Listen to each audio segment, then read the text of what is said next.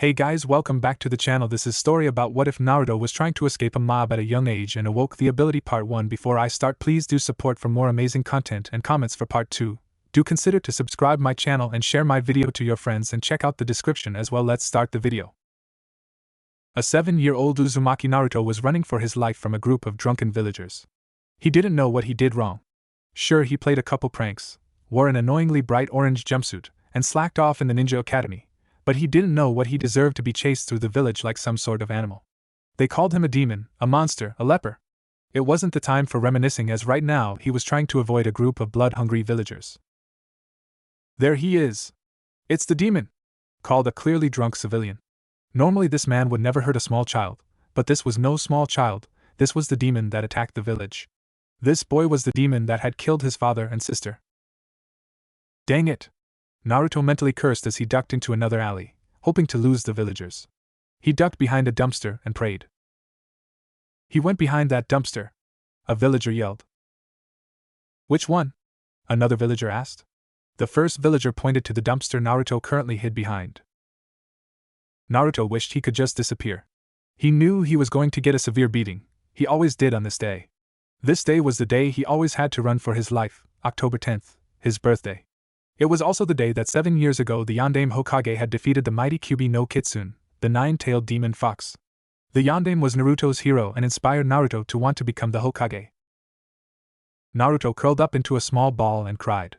He cried for his crappy life, he cried for the beating he was about to endure, but most of all he cried for how weak he was to not be able to fight back. He imagined lying on his bed, no matter how uncomfortable it was. He imagined his home, the one place he was safe from these bad people. Then it happened. A warm sensation seemed to cover his entire body. His eyes fluttered open as he expected to see a group of angry villagers. He was wrong. What he saw was his old, worn apartment. How did I get here? He could have sworn he was just hiding behind a dumpster being chased by a group of villagers. His mind seemed to fly hundreds of miles an hour trying to process this information. 1 second he was one place, and the next thing he knew he was back at his apartment. Did he teleport? Only one way to find out, he mused. He then focused on a point on the other side of his room. He willed himself to be there. Nothing. He scrunched his eyes in frustration. Why won't it work? He yelled to himself. He tried to think about what he did to make himself teleport before. That's it. He was unconsciously focusing chakra when he was thinking about his home. He then looked across the room and focused chakra throughout his body, at the same time willing himself to teleport across the room. 30 seconds passed and finally Naruto closed his eyes in frustration only to feel the warm sensation again. He blinked and looked to see himself standing in front of the wall that was previously across the room from him. He grinned at his accomplishment. No one would ever mess with him again. Time skip, 5 years, day of graduation. It's been 5 years since Naruto learned to teleport. Since that day he rarely took a beating as he could just step into an alley and teleport away. He didn't like the word teleport though, so he often referred to his ability as jumping. Nobody knew about his ability as far as he knew, as he only practiced it in secluded areas. No longer did he wear a bright orange jumpsuit. He opted to wear something stealthy, more suited for ninjas. Naruto now was clothed in loose black training pants with an orange stripe going down the side, taped at the ankle, a sleeveless black shirt, and had white bandages wrapped around his arms. After that night Naruto started to take his ninja training seriously, although there is not much that you can learn without a proper teacher. He could now successfully perform the transformation, the replacement, and the clone justice. His taijutsu was more of a street brawler, useless for a ninja, but great for a jumper. All in all he was an average student in the academy, not being the best nor the worst. He woke up early that day and took a quick shower before he had himself a bowl of ramen before he headed off to perform some light stretches to get ready for the academy test today. He was determined to pass this time, as the last time the only reason he failed was due to not being able to successfully perform a clone, something he could do now. After his light stretches he walked to the academy. Sure, he could just jump there, but he had time and sometimes he liked to walk. It was soothing really, to feel the morning breeze flow through his unruly hair. It was days like this that he really lived for, so peaceful, no mobs of villagers trying to kill him. He got to the academy 5 minutes before the bell would ring, signaling the start of the day. His eyes quickly grazed over the ninja hopefuls. He was confident in his ability to pass, and he knew most of his classmates would pass too. There was one person though that Naruto just couldn't stand. Uchiha Sasuke. He was cold towards everyone. He was popular but could care less. He had the whole Uchiha superiority complex and thought he was above everyone else. Something about his "I'm an Uchiha, and I deserve more than you" personality really rubbed Naruto the wrong way. "I was here first," an annoying voice screeched. "No, I was," a just as annoying voice yelled right back. Oh great, if there were any two people who Naruto couldn't stand as much as the Uchiha, it was his faithful fangirls, Haruno Sakura and Yamanaka Ino. They were terrible kunoichi, caring more about their looks than their ninja skills. They also seemed to be obsessed with the class brooder, and would do anything to get his attention. Too bad they didn't get the hint that the Uchiha could care less about them. "Yeah right, forehead. I was so here first, so I'm sitting by Sasuke-kun," Ino yelled triumphantly. "Bull crap, Ino pig. You and I both know I was here first, and Sasuke-kun likes way more than you," Sakura countered with a smirk, and she brushed the dust out of her pink hair. Sometimes Naruto wondered if she dyed her hair or if it was just natural. But then he would remember he could care less. This argument went on for about 5 minutes, with neither contestant budging an inch. In the end, they were interrupted when Naruto asked why they'd want to sit by the Uchiha. Well, it actually went more like this. Naruto snorted. "Why would you want to sit by the emo duck-ass anyway?" "Naruto! You baka, don't make fun of Sasuke-kun, he is way better than you in every way!" Sakura yelled and tried to hit Naruto, only for him to sidestep, and she fell on the ground.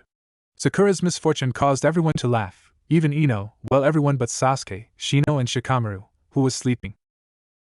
"You baka!" Sakura yelled and charged Naruto, and yelling about how he tripped her. They were interrupted, however, as Iruka appeared in the room. "Everyone sit down now!" Iruka yelled using his demonic head jutsu. Everyone was immediately seated as no one wanted to get in trouble on the day of the final test. "Okay class, as you know, today you will be taking your final Genin test to see if you will graduate and become full-fledged shinobi of Konoha. Being a shinobi is not a game, and you will have to put your life on the line in a mission many times. You will also be expected to kill and die for your village." Iruka took a break. "Now we will start the tests. You will be tested on the clone, transformation, and replacement jutsu. Failure to do any of the three will result in immediate failure. Aburame Shino, will you please come with me into the other room?" Naruto's last name was Uzumaki, so naturally he came at the end of the list. Some people would come out with a smile and a headband, while others came out empty-handed. The most notable were Nara Shikamaru, Aburame Shino, Inuzuka Kiba, Akimichi Choji, Hyuga Hinata, and Yamanaka Ino, who all came out with headbands. Naruto figured as much, as they were all future clan heads. Next up was Uchiha Sasuke. "Uchiha Sasuke, would you please follow me to the other room?" asked Mizuki, Iruka's assistant. HN was the only response he got. All the Uchiha fangirls squealed at this point, having confidence that their crush would pass easily. A minute later, Sasuke walked out sporting his headband on his head. Go figure. "Uzumaki Naruto?" Mizuki asked, barely containing glee as he thought of his diabolical plan coming into place. "Good luck, Naruto," he said as he patted him on the back. "I don't need luck," Naruto said confidently as he entered the room, completely unaware of how much his life was going to change in the coming hours. "Would you please perform the transformation?" Mizuki asked in a monotone voice. Naruto put his fingers into the ram hand seal, and a plum of smoke later an identical image of the yondaime was standing there. "That was very good, now the replacement." Mizuki vainly tried to hold in his joy. Again Naruto went through the required seals and replaced himself with a log. He also noticed that it was a lot harder to control his chakra and he was wasting a lot more than usual. He just brushed it off as nervousness. "Now would you please perform 3 clones?" Mizuki asked innocently. Naruto performed the necessary seals and a puff of smoke enveloped the room.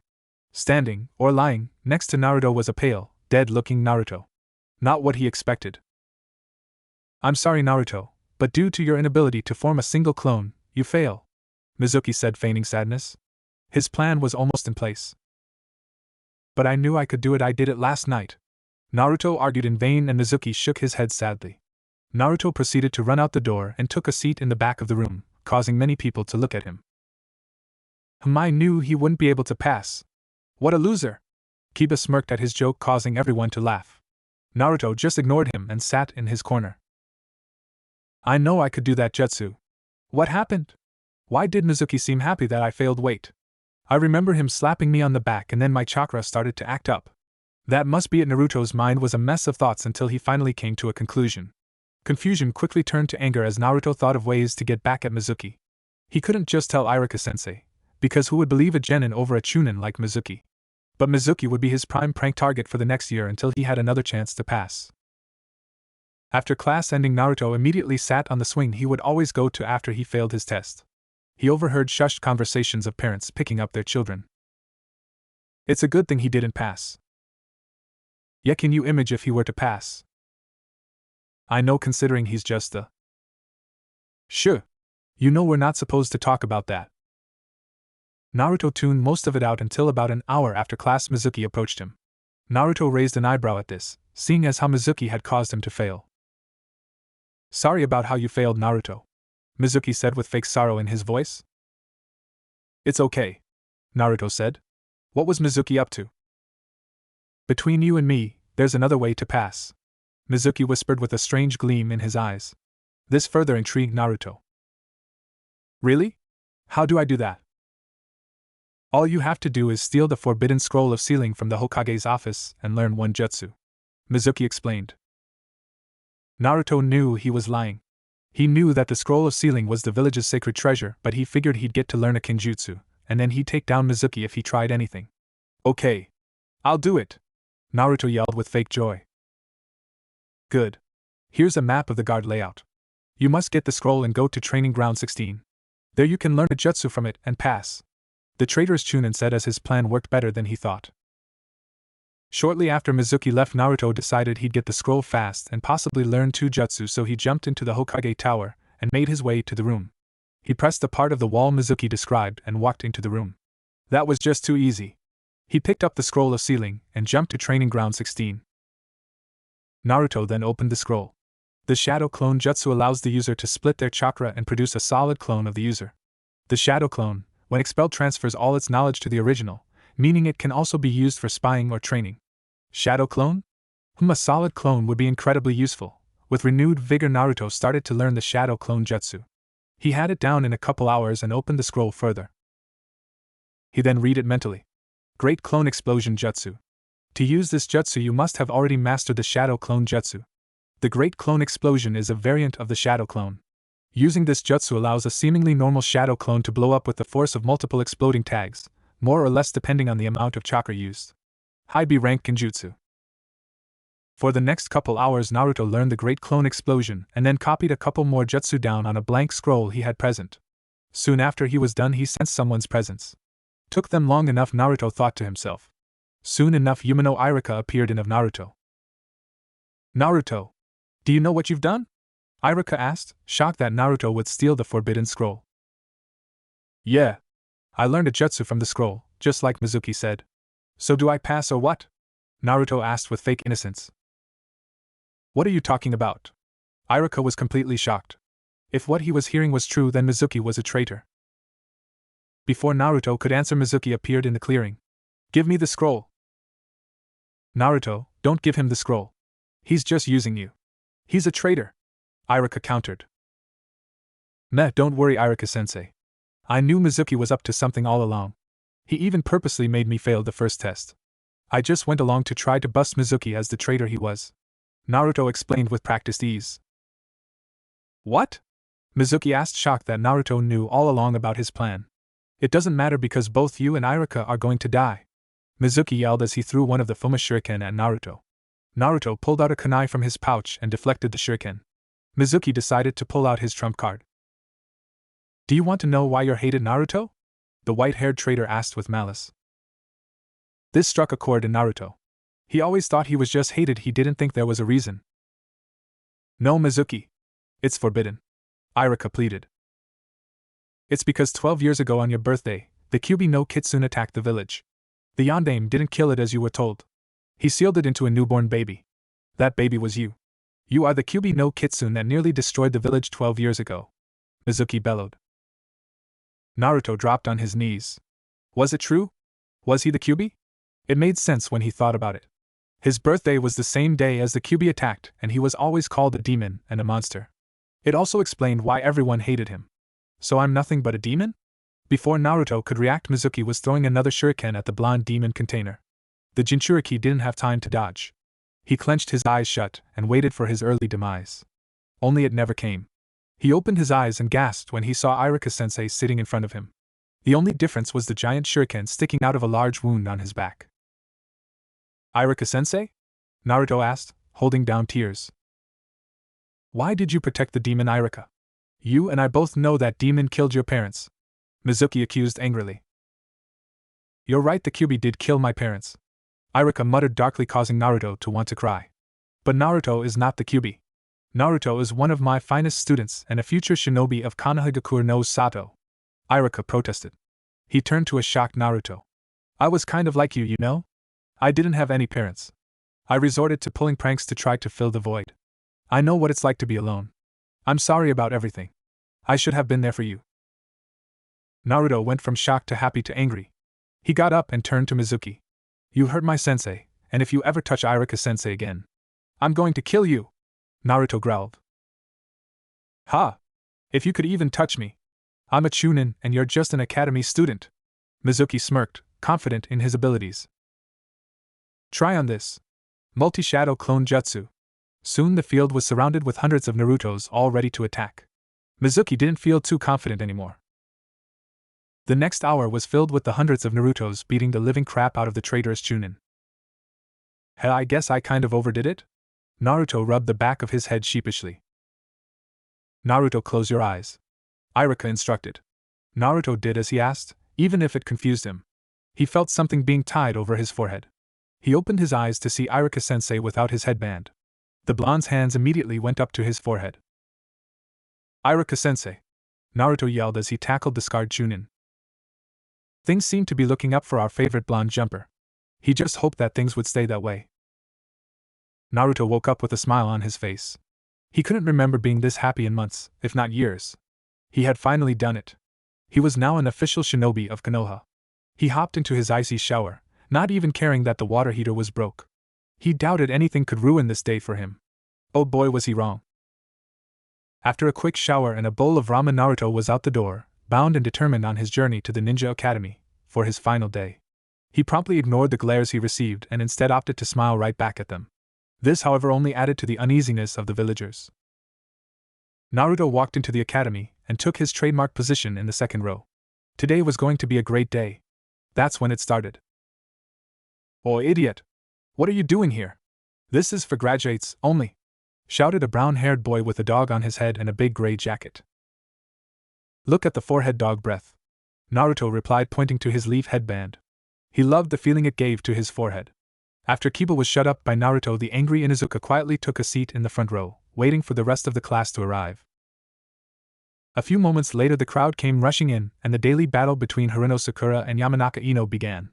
Honestly, Naruto didn't like Sakura. She always tried to hit him.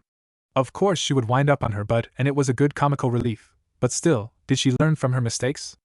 Yamanaka Ino was fine though, as she'd never tried to hit Naruto or done anything mean to him. In fact, she had even given him a sorrowful look when he had failed the day before. Speaking of the pink-haired banshee, Naruto Yubaka. You can't be here. This is for graduates only, she kindly pointed out. Look at the forehead, or are you too blind to see the obvious? Naruto replied sarcastically, earning him a yell and causing the pinkette to attempt to punch him. Next up, Sasuke walked into the room. Of course, this resulted in the mob of fangirls to get hearts in their eyes and ask for their Sasuke-kun to sit next to them. Sasuke looked quizzically at Naruto for a second but shrugged it off. It didn't matter. Nothing except avenging his family did. Soon everyone in the class was seated and Irika-sensei walked in. Good morning, class. I am proud to inform you that from this day forward you will serve as shinobi of Konoha. I expect great things from all of you as you all have great potential. You will now be separated in genin squads, consisting of 3 of you and 1 jonin instructor. Please listen carefully as there will be no repeating. Team 1 Irika continued on until Team 7. Team 7 will be Haruno Sakura Uzumaki. Naruto. As soon as those words left his lips, he heard 2 simultaneous bangs of heads hitting desk. And Inuzuka Kiba. After this there was one loud screech of "Why am I with this dog breath?" and an even louder bang as a head hit the desk. Your sensei will be Hatake Kakashi. Team 8 will consist of this year's Rookie of the Year, Uchiha Sasuke, Hyuga Hinata and Aburame Shino. Your sensei will be Yahi Kurinai. Team 9 is still in active duty. Team 10 will consist of Akimichi Choiji, Yamanaka Ino and Nara Shikamaru. Your sensei will be Saratobi Asuma. Please wait quietly while your senseis will arrive shortly. Irika finished flashing Naruto a grin and shizened out of the room. Naruto waited bored for about 5 minutes until the first sensei walked in the door. Team 8, meet me at Training Ground 5 in 30 minutes. It was a beautiful woman with exotic red eyes, curly brown hair, and a strange dress made of bandages. Another couple minutes later, a man with a cigarette hanging out of his mouth walked in. Team 10, follow me. He wore an average Jonin uniform and had a beard covering his face. He seemed strong though. Naruto waited for another 5 minutes expecting to see his sensei. He was wrong. He waited another, and another, and another until finally he screamed. 3 hours late. You gotta be kidding me. Sakura nodded her head and Kiba had a look that clearly said this man is dead. Soon enough a man with gravity-defying silver hair walked in. He wore the average Jonin uniform but his headband had one side hanging over his left eye. Strange, but he seemed to exude an aura of confidence and skill. Meet me on the roof. That was all he mumbled as he puffed away in a plume of smoke. Naruto thought he looked interesting. Team 7 arrived on the roof to see their new sensei reading a small orange book with a woman being chased by a man on the cover. All three of them sweat dropped at the sight of the perverted book. How about we do some introductions first? The Cyclops asked lazily. What do you mean, sensei? Sakura asked with a confused look. You know, likes, dislikes, hobbies, dreams, and all the normal stuff, he replied lazily. Can you go first so we know what to do? Sakura asked timidly. Fine. My name is Hataki Kakashi. I have many likes, and not as many dislikes. And I also have many hobbies. My dreams are too complicated for you guys to understand, he said, not once taking his eyes from his book. The three genin blinked in surprise. All they had learnt was his name. You next, Pinky. Sakura glared at the name but continued either way. My name is Haruno Sakura. My likes are at this, she got a dreamy look in her eyes and blushed. My hobbies are this, time she blushed and squealed. My dream is now, she almost burst the team's eardrums with a squeal. My dislikes are Ino Pig and Naruto Baka. She finished, pumping her hand in the air. Kakashi sighed. Great, a fangirl. Okay, you next, Blondie. Naruto glared at the one-eyed Jonin. My name is Uzumaki Naruto. My likes are ramen, training, and the few precious people I have. My dislikes are the 3 minutes it takes for ramen to cook, emotems, and annoying fangirls cue a glare. My dream is to become the Hokage and to protect everyone. Naruto's eyes glowed with an unknown vigor at this point. So much like Sensei, you will make a fine shinobi one day if you are half as determined as your father was, Kakashi thought with remorse. Okay, now you dog breath. Kiba growled at insult but still continued on. My name is Inuzuka Kiba. My likes are my family, training, Akamaru, and my friends. My hobbies are the same as likes. My dislikes are emo jerks, annoying weaklings, and animal abusers. My dream is to become a great clan head, and someday the strongest Inuzuka in decades. Great, I have a brash, quick to anger Inuzuka, a diehard fangirl, and a blonde who I can tolerate, albeit barely. Okay, team, tomorrow we'll be taking your genin test. Wait, but we already did our genin test, Sakura shouted as she pointed an accusing finger at the copy nin. No, that test was to see if you had potential to become genin. This is the real deal. This test also has a 66.6% failure rate. Also, don't eat breakfast, you'll just puke. By the way, Naruto, Hokage-sama wants to see you pronto. Ja-ni. He hummed as he disappeared in a puff of smoke, leaving a confused Naruto. I wonder why Gigi wants to see me, Naruto thought out loud as he jumped off the roof and took off towards the Hokage tower. He arrived and barged straight through the door, much to the shock of the secretary. You wanted to see me? He asked nervously. Oh yes, Naruto, I just wanted to know how you like your new team, he went on as he closed the door and activated the silencing seals, and maybe why you didn't tell me you could teleport. The Hokage asked like it was the most casual thing in the world. Naruto panicked. How did you? He was cut off by the Hokage. Do you honestly think there wouldn't be security cameras? I saw you teleport in and take the scroll, Naruto. You're lucky I burned the tape before the council got a hold of it. The old man questioned seriously. Naruto gulped. I'm sorry, he said, feeling guilty. Don't worry. You're not in trouble. I'm just a little hurt you wouldn't trust me enough to tell me. Sarutobi let the last sentence trail off. However, we cannot let this ability get into the wrong hands. You are not to be using it unless no one else is around, or it is a life or death situation. Understood? Hi, Hokage-sama. And if it makes you feel any better, I promise I won't keep any secrets from you anymore, Naruto said, looking downcast. Now how about we see it in action? Naruto looked excited as he jumped to his apartment. You truly are surprising, Naruto-kun. To have an ability like that manifest in you, and surprisingly it uses little chakra, unlike the Yandame's flying thunder god. The Sandame mused dreamingly. The next day Naruto woke up, ate breakfast. He figured his sensei never ordered him not to and that he'd do better on a full stomach. He then hopped in the shower and headed off for the training field. He just hoped his sensei wouldn't be 3 hours late again. He arrived and saw Kiba already there. Look, I know we were never best friends, but if we are going to work as a team, I'm going to have to tolerate you. So how about we put our differences aside and at least tolerate each other? Naruto asked sincerely, surprising the loud Inuzuka, who just nodded dumbly. Naruto smiled at this and went to catch a few hours of shut-eye until their sensei arrived. Naruto notices Sakura arrive and they mainly sat there in silence until their team sensei arrived in his classic smoke puff. Yo! You're late, Sakura accused loudly. Well, you see, I was on my way here when I ran into an old lady stuck in a tree. I rescued her when I found out she was actually an enemy ninja. I then battled her, and then took her into captivity, Kakashi said bluntly. Sure, that's why you look like you just woke up, Naruto muttered bluntly. Kakashi I smiled at this. He sure was sharp.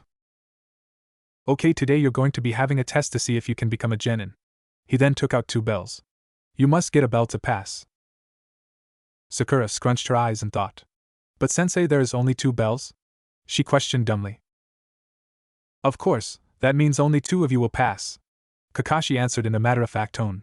Now you have until noon to get the bells. Begin. As soon as those words escaped Kakashi's mouth, the 3 genin disappeared into the bushes.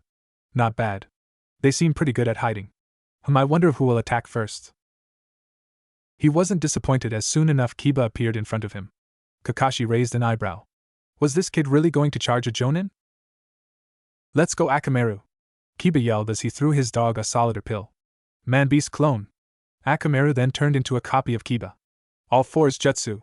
Kiba yelled as he and his partner suddenly looked more feral and got on all fours. You seem good at your family's techniques. First lesson, Taijutsu, the art of hand-to-hand combat. Kiba and Akamaru charged Kakashi with surprising speed, but nothing Kakashi wasn't prepared for. He caught a punch aimed at his face and flipped Kiba over his back and threw him at Akamaru, effectively knocking his targets away. Kiba tried to regain his bearings and soon found he couldn't find his opponent. Left? Right? Up? Down? He realized it too late though as 2 hands erupted from the ground and pulled Kiba underneath. Next lesson, ninjutsu. Earth style, inner decapitation jutsu. Kakashi explained. Meanwhile, in the bushes Naruto had confronted Sakura. Sakura, don't you think there is something odd about this test? We are just genin, and yet they expect us to be able to take on a jonin? And who has ever heard of a 2-man genin cell? Just think of the Sannin. A knowing look all of a sudden developed on Sakura's face.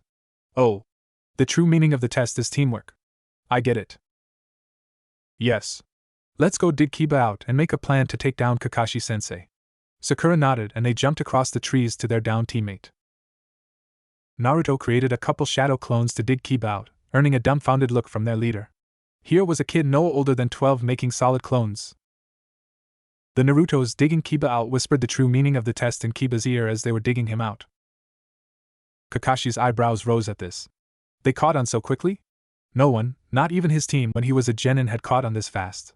Soon enough the tree genin disappeared. Kakashi waited for a few minutes until he heard a cry of shadow clone jutsu. He then dropped his book at the sight of all of the clones.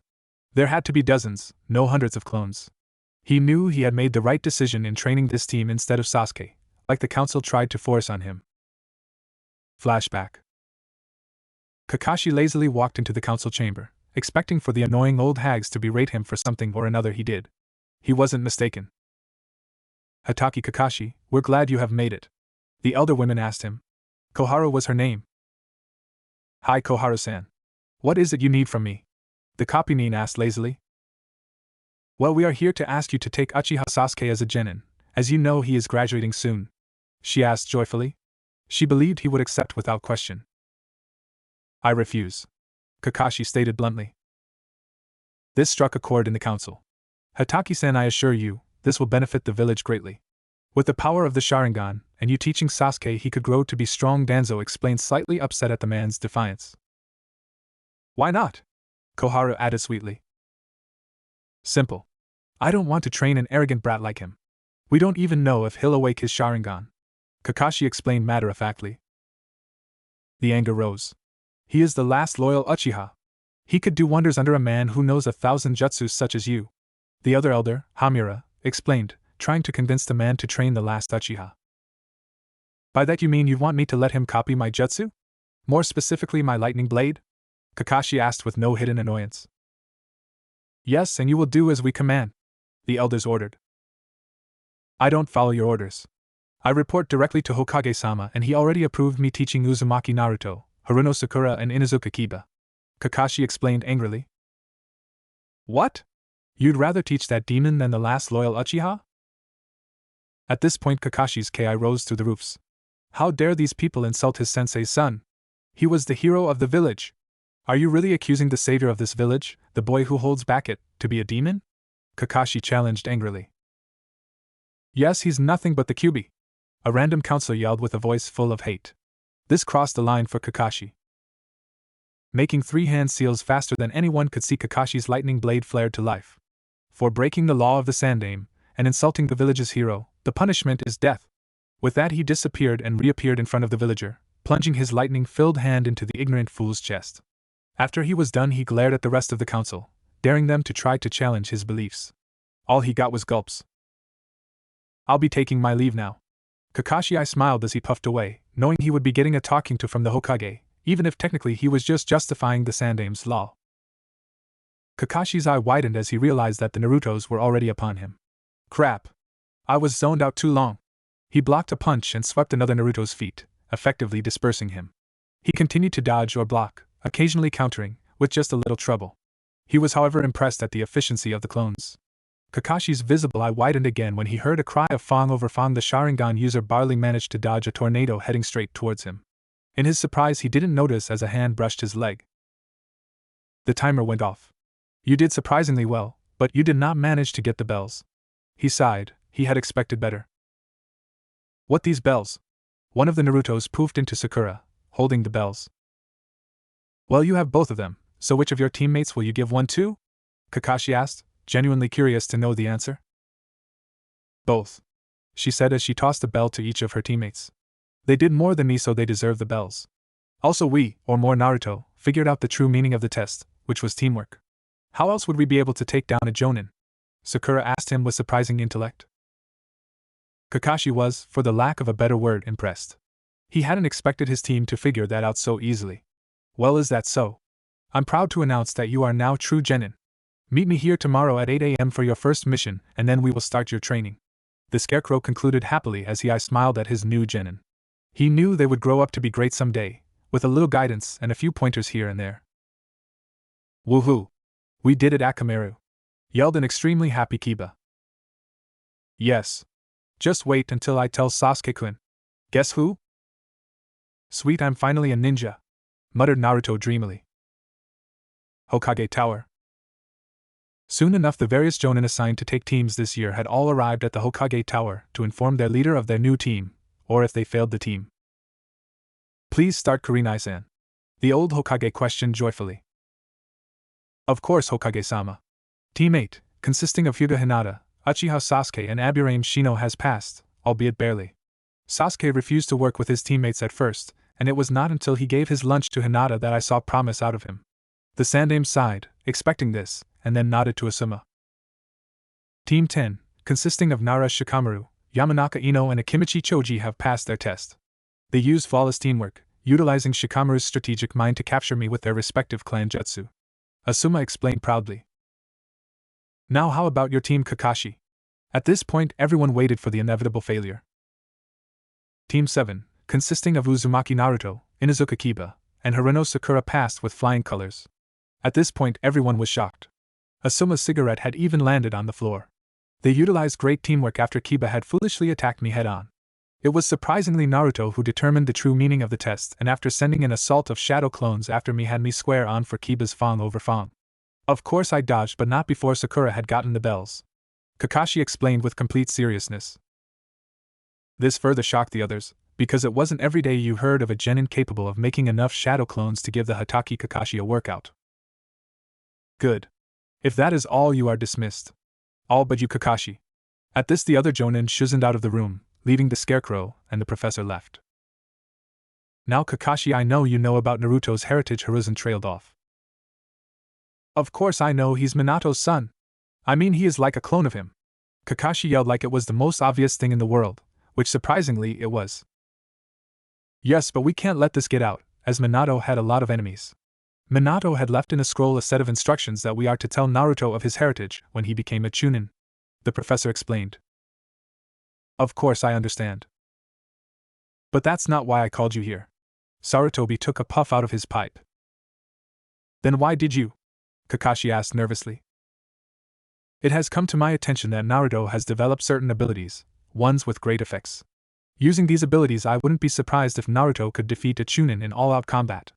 Sarutobi explained, causing Kakashi's eyebrow to rise. What are these abilities, Hokage-sama? He asked with great interest. That is something you must ask him yourself. However, I would like you to know about this ahead of time, as he is your student after all. Let me just say that this ability is similar to your sensei's prize technique, he said, choosing his words carefully. You are dismissed. Kakashi was now shocked, to say the least. A ability similar to the technique that gave the Yondaime the name Konoha's Yellow Flash and spread fear throughout the entire world. Things were defiantly going to get interesting, he mused. And with those final thoughts he disappeared in a cloud of smoke. The next day Team 7 met at their usual training grounds, and waited the daily couple hours for their tardy sensei to show up. Soon enough though, they sensed his signature. Yo! He greeted happily. You're late. Naruto, Kiba and Sakura all shouted in harmony. You see, I was on my way here when I saw Jiraiya-sama and I had to wait in an enormous line to get my book signed. He explained, surprisingly telling the truth for once. Okay, I can buy that. His genin muttered. Now let's head to the Hokage Tower to pick up our first mission, he exclaimed as he saw the bright eyes of his students. Oh boy, they were in for a treat. Naruto was beyond happy. He was getting his first mission. I wonder what we'll do. Maybe we'll save a princess? Or escort a daimyo? Or maybe similar thoughts flew through the three genins' heads. Hokage-sama, Team 7 reporting for our first mission. Let's see, we have cleaning the Inuzuka's kennel, babysitting, chasing Tora, or the Hokage went on, causing the three genin to face fault at the lame missions. This was going to be a long career. After a couple missions, the three genin were gathered around their sensei, because he had promised them training. Okay, today we will be determining your elemental affinities. There is a set of exercises to master your element, but we are mainly doing this to see what jutsu will come more naturally to you. Just focus chakra into this paper. If it splits in half, you have wind. If it crumples up, you have lightning. If it burns, you have fire. If it gets wet, you have water. And if it turns to dust, you have earth. Kakashi explained, slipping into lecture mode. The three genin were awestruck as they stared intently at Kakashi. They each then took a piece of paper. Sakura's card got wet, meaning she was a water type. Kiba's card turned to dust, meaning he was an earth type. Naruto was surprising. His card split in half, meaning he was a wind type. Surprisingly, there was not many wind types in Konoha. Okay, now I'll teach you each a basic jutsu for each of your elements. Don't be surprised when it takes you a while to master the jutsu though, as you are just new genin. Sakura, I'll be teaching you the water release, water wall jutsu. It is a defensive C-rank water jutsu and is used to create a wall of water to surround you. Obviously, you will need to be near a water supply to use it. He showed her the seals and she ran off to practice it. Kiba, you will be learning an offensive earth technique called the earth release, earth spear jutsu. This jutsu allows the user to stick his hand in the ground and pull a spear made of earth out. It is also C-rank. Once mastered, you can pull other weapons out as well. He then showed Kiba the seals and he ran off to practice it. Next, Naruto, I will be teaching you a C-rank offensive wind jutsu called the wind release, great breakthrough. It allows the user to create a gust of wind capable of knocking the enemy over with. The more chakra you pump in, the stronger it becomes. He then showed Naruto the seals and our blonde protagonist ran off to practice. The next couple weeks went by quickly. After not being able to do their techniques, they bugged Kakashi into teaching them tree walking, which took Sakura a couple hours, Naruto a week and Kiba 5 days to master. This helped a lot with their control. Dog breath in position. Kiba muttered angrily into a microphone, vowing to hurt his blonde teammate. Pink banshee in position. I hate you, Naruto. Sakura whispered with anger clearly written in her voice. Future Hokage in position. Naruto replied back. Good team, move out. With this, the three genin jumped out of the trees and grabbed the wretched cat that had ruined days of their lives. They had caught the thing at least 10 times. Of course, the cat kicked and scratched, and Naruto couldn't make a shadow clone carry it as it would disperse it, so he was stuck carrying it back to the Hokage Tower. Hokage-sama, Team 7 reporting mission success. Kakashi bowed to the aging Hokage. Good work, now we have babysitting the daimyo's nephew, or the Sandaime didn't get to finish as Naruto burst out in anger. No! No! We want a harder mission! Come on, Gigi, we've done enough of this child's play. Naruto voiced out loud as his teammates nodded their heads. Well, you have done the minimum on D ranks required to do a C rank, so Kakashi? What do you think? Well, Hokage-sama, I do agree with my students, and I think we are wasting their talent doing such low-level missions, Kakashi said, as his students looked at him in happiness. Okay. Team 7, you will be doing a low C rank mission to the Land of Waves. Our client is building a bridge and needs protection from bandits, and the like. The Hokage then spoke into his microphone. Mia, could you send in Tazuna, please? Hey everyone. Welcome to Chapter 3 of More Than a Ninja. I'm torn and need a vote for something. Should Naruto be paired with Femhaku, if she lives, Temari, Tenten, no pairing, or other? If you want to vote, just leave a review or PM me with the name of the girl. Also, thanks for the amazing reviews and hits. I'm happy to say I'm over 2K hits for the story. I never thought it would be this popular. Also, I know I have done a little bit of bashing and I'm going to change it, eventually. I hate pre-time skip Sakura. I am, however, going to change her and make her more shinobi and less fangirl. Now that I'm done with the annoying A/N, please enjoy this chapter. The three genin waited anxiously for their client to walk in the door. The door to the Hokage's office creaked open and an old, drunk-looking man walked in. He wore a plain brown shirt and pants and had a weird triangle-ish hat. He also had a bottle of whiskey in one hand, adding to the drunken effect. These brats are supposed to protect me? Don't make me laugh. They look like idiots, especially the short blonde one. Tazuna slurred out, causing 3 KIs to be aimed at him, courtesy of the young genin. I assure you my team is more than capable of handling a mere C-rank mission. And even if it becomes out of their league, I'm a jonin. Kakashi I smiled as his mentioning of the mission rank caused Tazuna to sweat. He'd have to ask about that later. Team, we will meet at the North Gate in 45 minutes. Pack enough supplies to last 2 to 3 weeks. The one-eyed jonin commanded as the 3 genin left with smiles on their faces. They knew they were ready for this mission, with all the training they had done. Over the last few weeks the 3 genin had progressed nicely. They had all learned 2 low-rank jutsu, an offensive and a defensive, utilizing their chakra elements. They had also all started to get along with each other. Kakashi was immensely proud of the way his team had progressed. Besides learning new jutsu, Kakashi had also had them work on their chakra control, chakra reserves, speed and stamina. This had been done by running multiple laps around the village every morning. The team of genin arrived at the North Gate in 45 minutes, and they were surprised to see their usually tardy sensei on time. Alright Team 7, let's move out, Kakashi said cheerfully. Yeah, Naruto yelled happily. Yahoo! Let's go Akamaru! Kiba grinned with joy. Hi Sensei, Sakura smiled. The team walked in silence for a while until Kakashi glanced down to see a puddle. Strange, it hasn't rained for weeks yet there is a puddle, must be a genjutsu. I guess I'll wait to see who the people are targeting, Kakashi thought wearily. It wasn't long until 2 people rose from the puddle, revealing the demon brothers of the mist. They rushed at Kakashi and seemed to wrap their chains around him. They then pulled and ripped him into pieces, smirking at their handiwork. Kakashi-sensei! Naruto, Sakura, and Kiba all yelled in surprise. Have 1 down, 3 to go. The left brother, Gozo, smirked. The 3 genin got over their shock and jumped into action. Sakura pulled out a kunai and proceeded to guard their client, while Kiba and Naruto took on the demon brothers. Naruto quickly took out a couple shuriken and threw them at the brothers, effectively pinning them to a tree. The ex-Nins growled and unhooked their chains. Not to be outdone, Kiba appeared in front of the surprised Nins and delivered a vicious roundhouse kick, the one on the right, Meizu's stomach. This split the 2 up and Naruto jumped to engage Gozo. Gozo charged at Naruto and brought his gauntlet down, intending to take the blonde's life, only for Naruto to parry it with a kunai. Naruto then made a quick set of hand seals and held his hands out in front of him. Wind release. Great breakthrough, Naruto yelled as a giant gust of wind flew at the missing ninja with surprising speed. It hit Gozo head on and knocked him unconscious. Naruto let a breath he didn't know he had been holding out. Kiba charged at the former mist ninja, already in his all-fours jutsu. He tried to swipe the man only for him to block with his gauntlet. You'll have to do better than that, Meizu mocked with a smirk. Kiba growled and started rapidly spinning.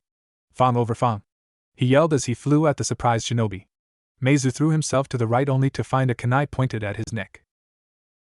Game over, the somehow alive copynin said. But how, we killed you. Meizu did a great impression of a fish out water. Kakashi just pointed to the pile of logs sitting where he was killed. Meizu's mouth made an O. Kakashi-sensei, you're alive! Naruto shouted as he threw down Gozo's unconscious body. I would have had him even if you didn't show up. Kiba whined. Yes, but I didn't want you to knock him out, or else I couldn't interrogate him. Kakashi explained as he tied the two brothers together. Now who are you after? Kakashi growled out, suddenly turning from the laid-back sensei to the famed Sharingan Kakashi, killer of hundreds. It was the bridge keeper. Meizu muttered weakly. Who are you working for? The man spit on Kakashi's face. Go to hell. Kakashi then hit a pressure point, knocking him out. He then turned to the sweating self-proclaimed super bridge builder. Care to explain? He asked with a glare. I don't know what you're talking about, Tazuna lied through his teeth. You're lying, Kakashi accused. Tazuna sighed, knowing he was caught. Well, you see, a few years back a man named Gato arrived in Wave. Sakura cut him off. You mean Gato of the Gato shipping industry? Yes, that Gato. He is one of the richest men in the world. He does indeed own a shipping industry, but that's not where he makes most of his fortune. He works with drugs, slaves, women, and lots of other illegal things. This isn't why he wants me dead, though. Gato took complete control over our economy, leeching away our money and leaving us in poverty. Our only hope lies in the bridge I'm building. I lied about the mission rank because we don't have enough money for a B or a rank mission. I beg of you, please continue on with the mission. Without you our country will lose all hope and I will die. And if I die my daughter and cute grandson will hate you and Konoha. Tazuna finished.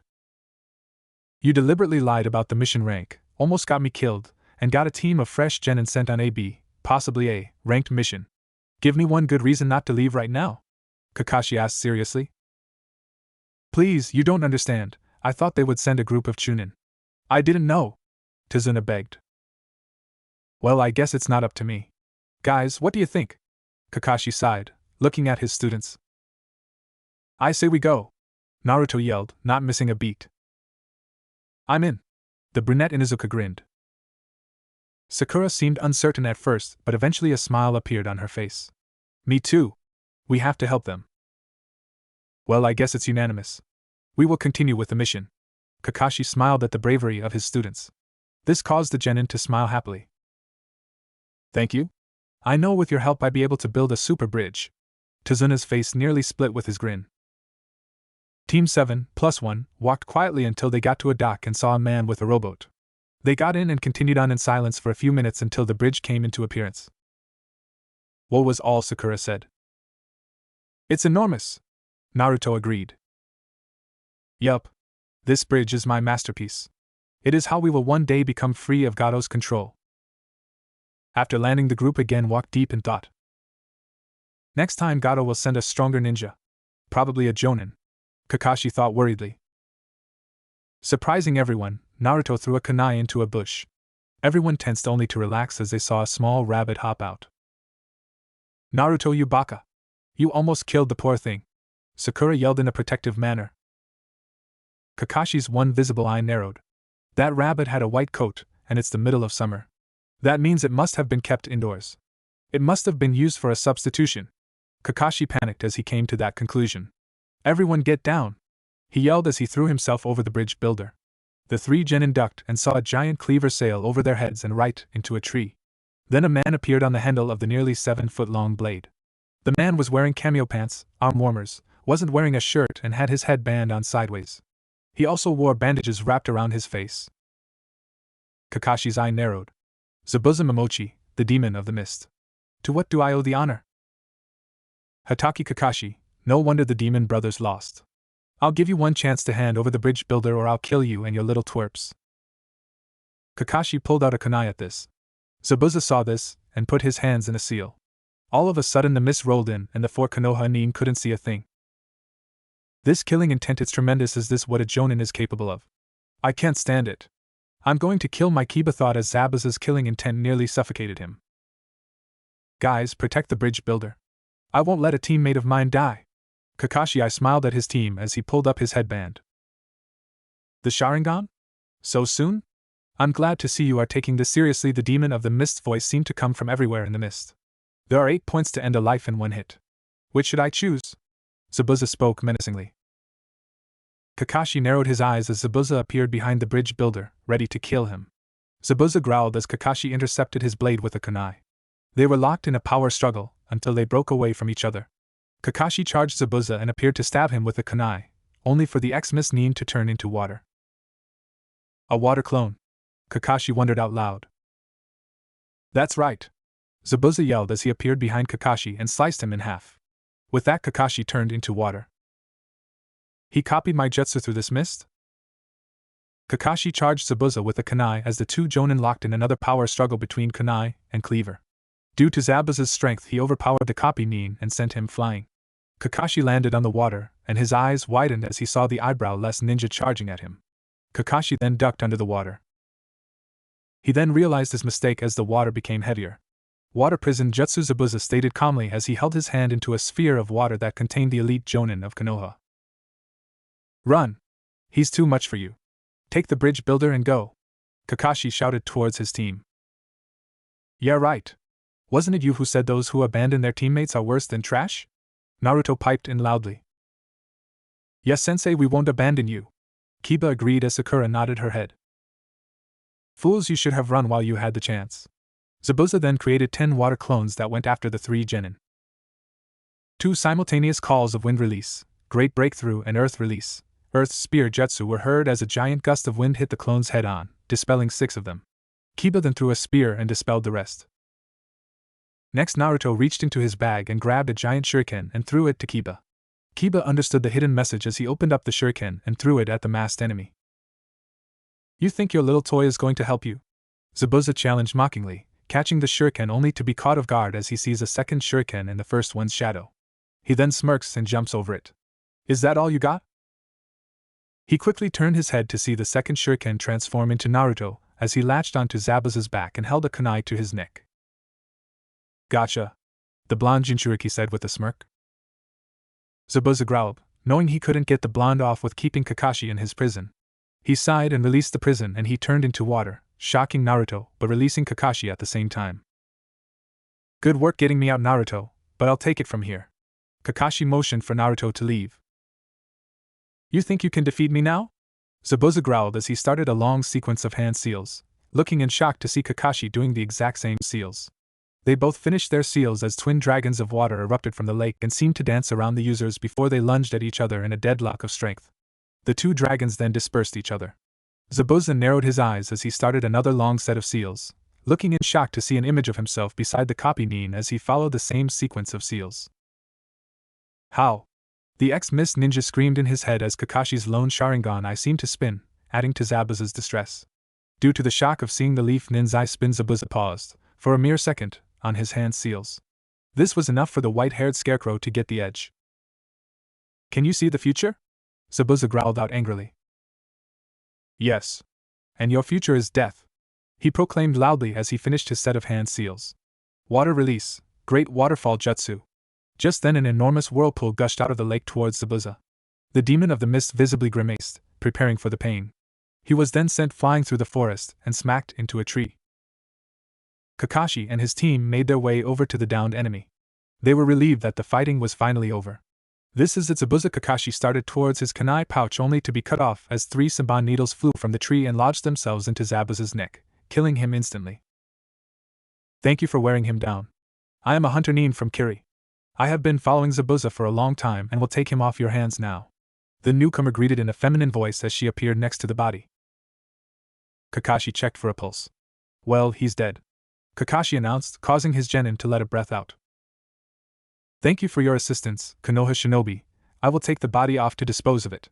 The girl then placed a hand on the dead man's shoulder and disappeared in a swirl of water. Kakashi sighed as he covered his eye with his headband again. Now Team Let's he was cut off as his eyes rolled back into his head and he fell over backwards. Kakashi-sensei! Sakura yelled as she examined the body for a pulse. He's alive. If I had to guess, I'd say he is suffering from chakra exhaustion, the pink-haired girl concluded as her two teammates nodded their heads in understanding. Tazuna, how far away is your house? Naruto asked. Not too far this way. Follow me, you can stay with us. Tazuna replied as he walked off, followed by Kiba and Sakura. Naruto grumbled to himself as he created a couple of shadow clones to carry his exhausted teacher. They arrived at Tazuna's house in about 10 minutes' time, opening the door to find a very worried woman. "Tu-san!" the woman exclaimed as she rushed over to her father. "Don't worry, Tsunami. These are the super ninja who protected me on my way here. They will oversee me finishing the bridge." Tazuna grinned. "It's nice to meet you. Thank you so much for protecting my father. He is really the only hope our country has left. My name is Tsunami," the woman greeted with a grateful smile. "It's really no problem. We really need to bring our sensei to bed though. He needs to recover from his latest fight." Sakura greeted politely while Naruto and Kiba walked in carrying Kakashi. "Oh my! Follow me, right this way." Tsunami motioned for them to follow her up the stairs as she arrived in a room with a single futon lying on the ground. "Thank you very much, Tsunami-san. I'm Naruto, and these are my teammates Sakura and Kiba," Naruto explained, pointing to the two teammates. "And this," he pointed to the down jonin, "is our sensei, Kakashi." "Nice to meet you, Naruto-san, Sakura-san, Kiba-san," Tsunami answered, earning her a nod from the three genin. "Any chance you have another couple beds? I don't know about you guys, but I'm beat." Kiba yawned loudly, blushing. "Of course. If you'll just follow me to the other guest room." Tsunami then led the three young ninja to their room, where they all plopped down on their respective futon and fell asleep almost instantly, causing Tsunami to giggle and leave to question her father about the Konoha nin state. Haku sighed as she pulled the multiple saban out of her mentor's neck, relieved that she had arrived right in time. "Ouch! Damn that Kakashi and his Sharingan!" Zabuza cursed loudly. "Don't worry, Zabuza-sama, we won't underestimate them this time," Haku explained with confidence. "Yes, and next time those brats will all be dead, along with the bridge builder," Zabuza planned maniacally. The next day, Naruto awoke to the smell of steaming bacon. He took a few seconds to try to remember where he was, until the past day's events came playing back in his head. He nodded to himself as he walked downstairs to the kitchen, seeing Tsunami making bacon and eggs. "Good morning, Naruto-san. You're right in time, breakfast will be done in about 5 minutes." Tsunami smiled warmly, causing Naruto to blush and make his way to the table. He saw both his teammates already sitting down, and he nodded to them. "Any news on Kakashi-sensei?" Naruto asked curiously. "Not yet, but he seems to be doing better," Kiba answered. "That's good." Naruto yawned and stretched himself out. "Yeah, I still can't believe how amazing Kakashi-sensei was out there. I almost died from just feeling their killing intent." Sakura shivered. "Well, I guess that's how a jonin compares to genin like us," Naruto offered, and Tsunami came in with the food. "Inari. Dad. Time for breakfast," the brunette called loudly. Seconds later, Tazuna and a young boy walked into the room. The boy had on a tan shirt with green overalls and a long collar. He also had on a tan hat with 2 blue horizontal stripes on it. He seemed to be brooding and reminded Naruto an awful lot of a certain brooding dark-haired guy he knew. The food was passed out, and everyone dug in happily. The 3 Konoha nin were glad to have such a great meal after walking for the past day. "Osmesh goshtesh isa so good," Naruto blurted out in the middle of a mouthful of food. Somehow everyone seemed to understand he was complimenting the food. "Thank you." Tsunami smiled and they all continued eating. "Why do you even try?" Inari suddenly yelled as he pushed out from the table and ran up to his room. "What the heck was that about?" Kiba muttered angrily. Tsunami excused herself before she followed the young boy. "Well, you see, Inari's father was a man named Kaiza. He was the hero of Wave." Tazuna went on as he explained how Kaiza was killed for standing up to Gato and explained how he and Inari met. At the end of the story, the Konoha nin all sat there wide-eyed. "Whoa, I can't believe someone could be so cruel," Sakura muttered as she wiped away a tear. "Yeah, that's just not right," Kiba continued. "This is exactly why we're going to put a stop to Gato once and for all." Naruto grinned as his 2 teammates did as well. "Hell yeah! Right, Akamaru?" Kiba joined in. "Bark bark." Later that day, the 3 genin were inside their sensei's room, waiting for him to wake up. The lazy jonin groaned and his eyes fluttered open. "What hit me?" Kakashi asked himself as he rubbed his head. Kakashi-sensei, you're awake. Naruto ran up to him. Yes, Naruto. I just suffered from chakra exhaustion. I must have overdone it with my Sharingan again. Kakashi trailed off as he took on a more serious demeanor. However, I think that wasn't the last time we'll be seeing our friend Zabuza, the one-eyed Jonin finished. What? But you checked his pulse. That Hunter Nin killed him, Kiba yelled out. Yes, but I found it strange that the Hunter Nin didn't dispose of the body on sight, like they are supposed to. The head, and possibly the Kubikiri Hocho, is all the hunter would have needed to prove the kill, Kakashi reasoned. So you think Sakura trailed off, not wanting to finish that sentence? Yes. I think Zabuza is still alive.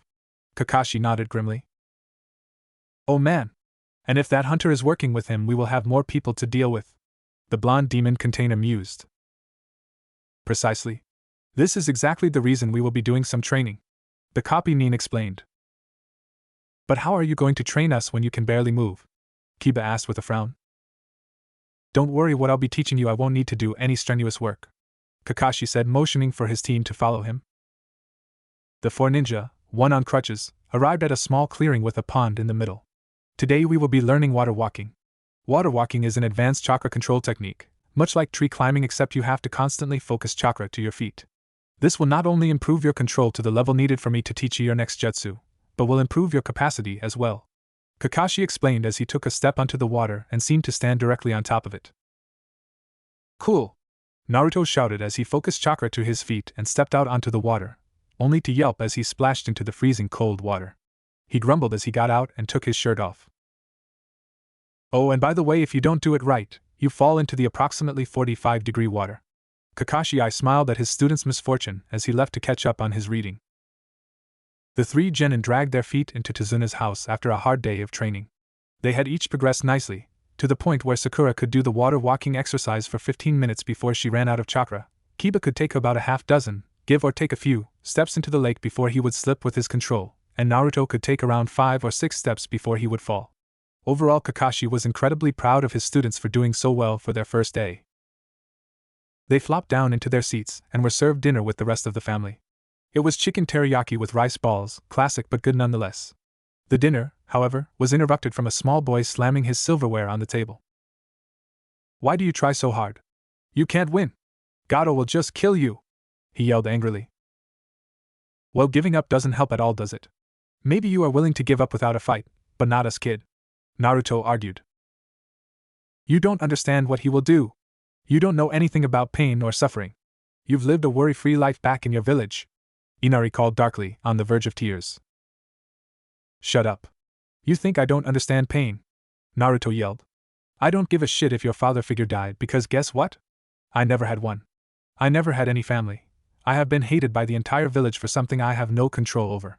I've been running from angry mobs since I was 5. So you think you've had it rough? Well, grow up, kid, because there's always someone who's had it worse.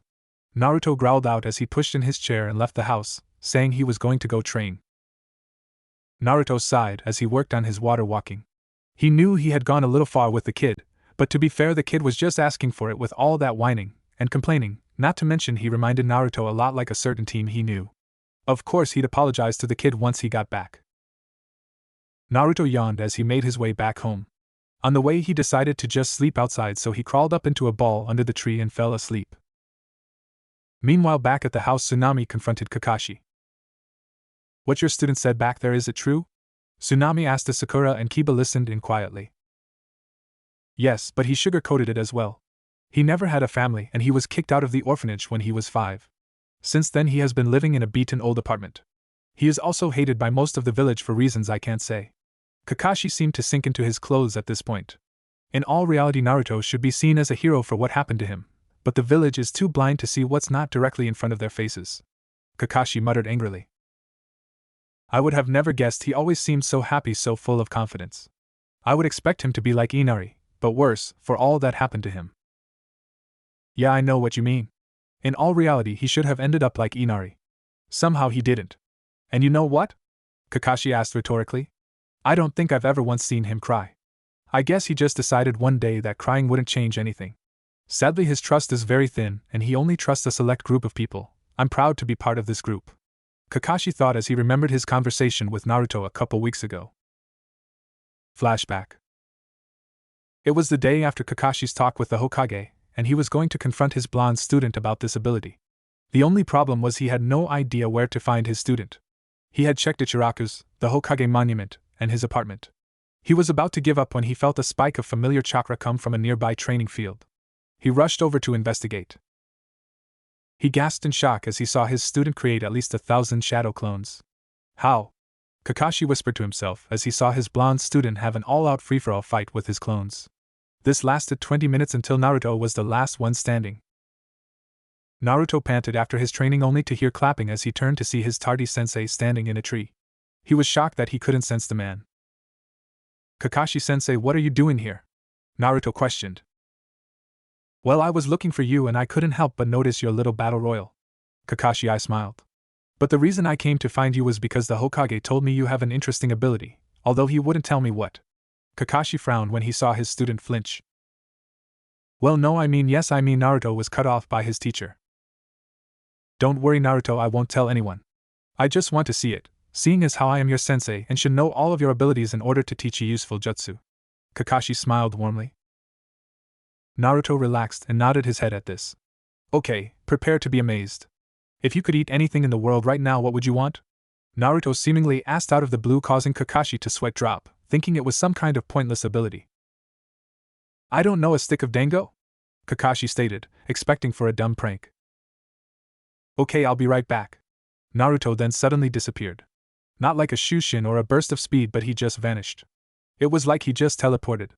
10 seconds later, Naruto appeared in the same spot with a plate of dango, and he tossed one to his new sensei. So what do you think? Naruto asked.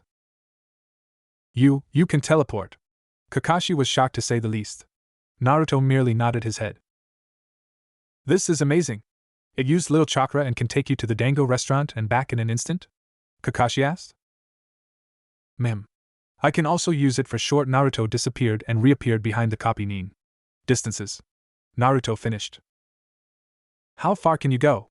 Kakashi questioned the Yandame's legacy. I don't know. I've gone as far as that old cabin Gigi used to bring me to, but it uses up more chakra. Kakashi's eye bulged from its socket. He knew what cabin the blonde was talking about, and it was located on the northern end of Hai no Kuni. That's incredible. With some practice you could use this to surpass the Yandame's flying thunder god. Kakashi asked, almost slipping and saying, Your father? Naruto's grin threatened to slip his face at this point. It was a well-known fact that Naruto looked up the fourth Hokage as a role model. I also think you should let your teammates know about this. Eventually Kakashi stroked his chin and thought. At least before the Chunin exams. I know I'll get around to telling them once I get used to it for combat. Naruto promised and shared a smile with his sensei before they both went their separate ways. Flashback end. Kakashi sighed and wondered if his blonde student would have to reveal that ability during this mission. It would be better than revealing the QB, however. A young girl in a light pink kimono walked into the forest with a small basket in her arm. Her eyes narrowed as she saw someone sleeping in the forest she was in. Her eyes looked at the black-clad blonde before she realized he was one of the Konoha ninja from before. She slipped out a saban from her sleeve and slowly moved it to his neck before she decided against it, and instead opted to shake him gently by the shoulder. Hey, wake up. You'll catch a cold if you sleep out here. This was the sound Naruto woke up to as he saw the single most beautiful girl he had ever seen. She had long brown hair and soft chocolate eyes and a warm smile.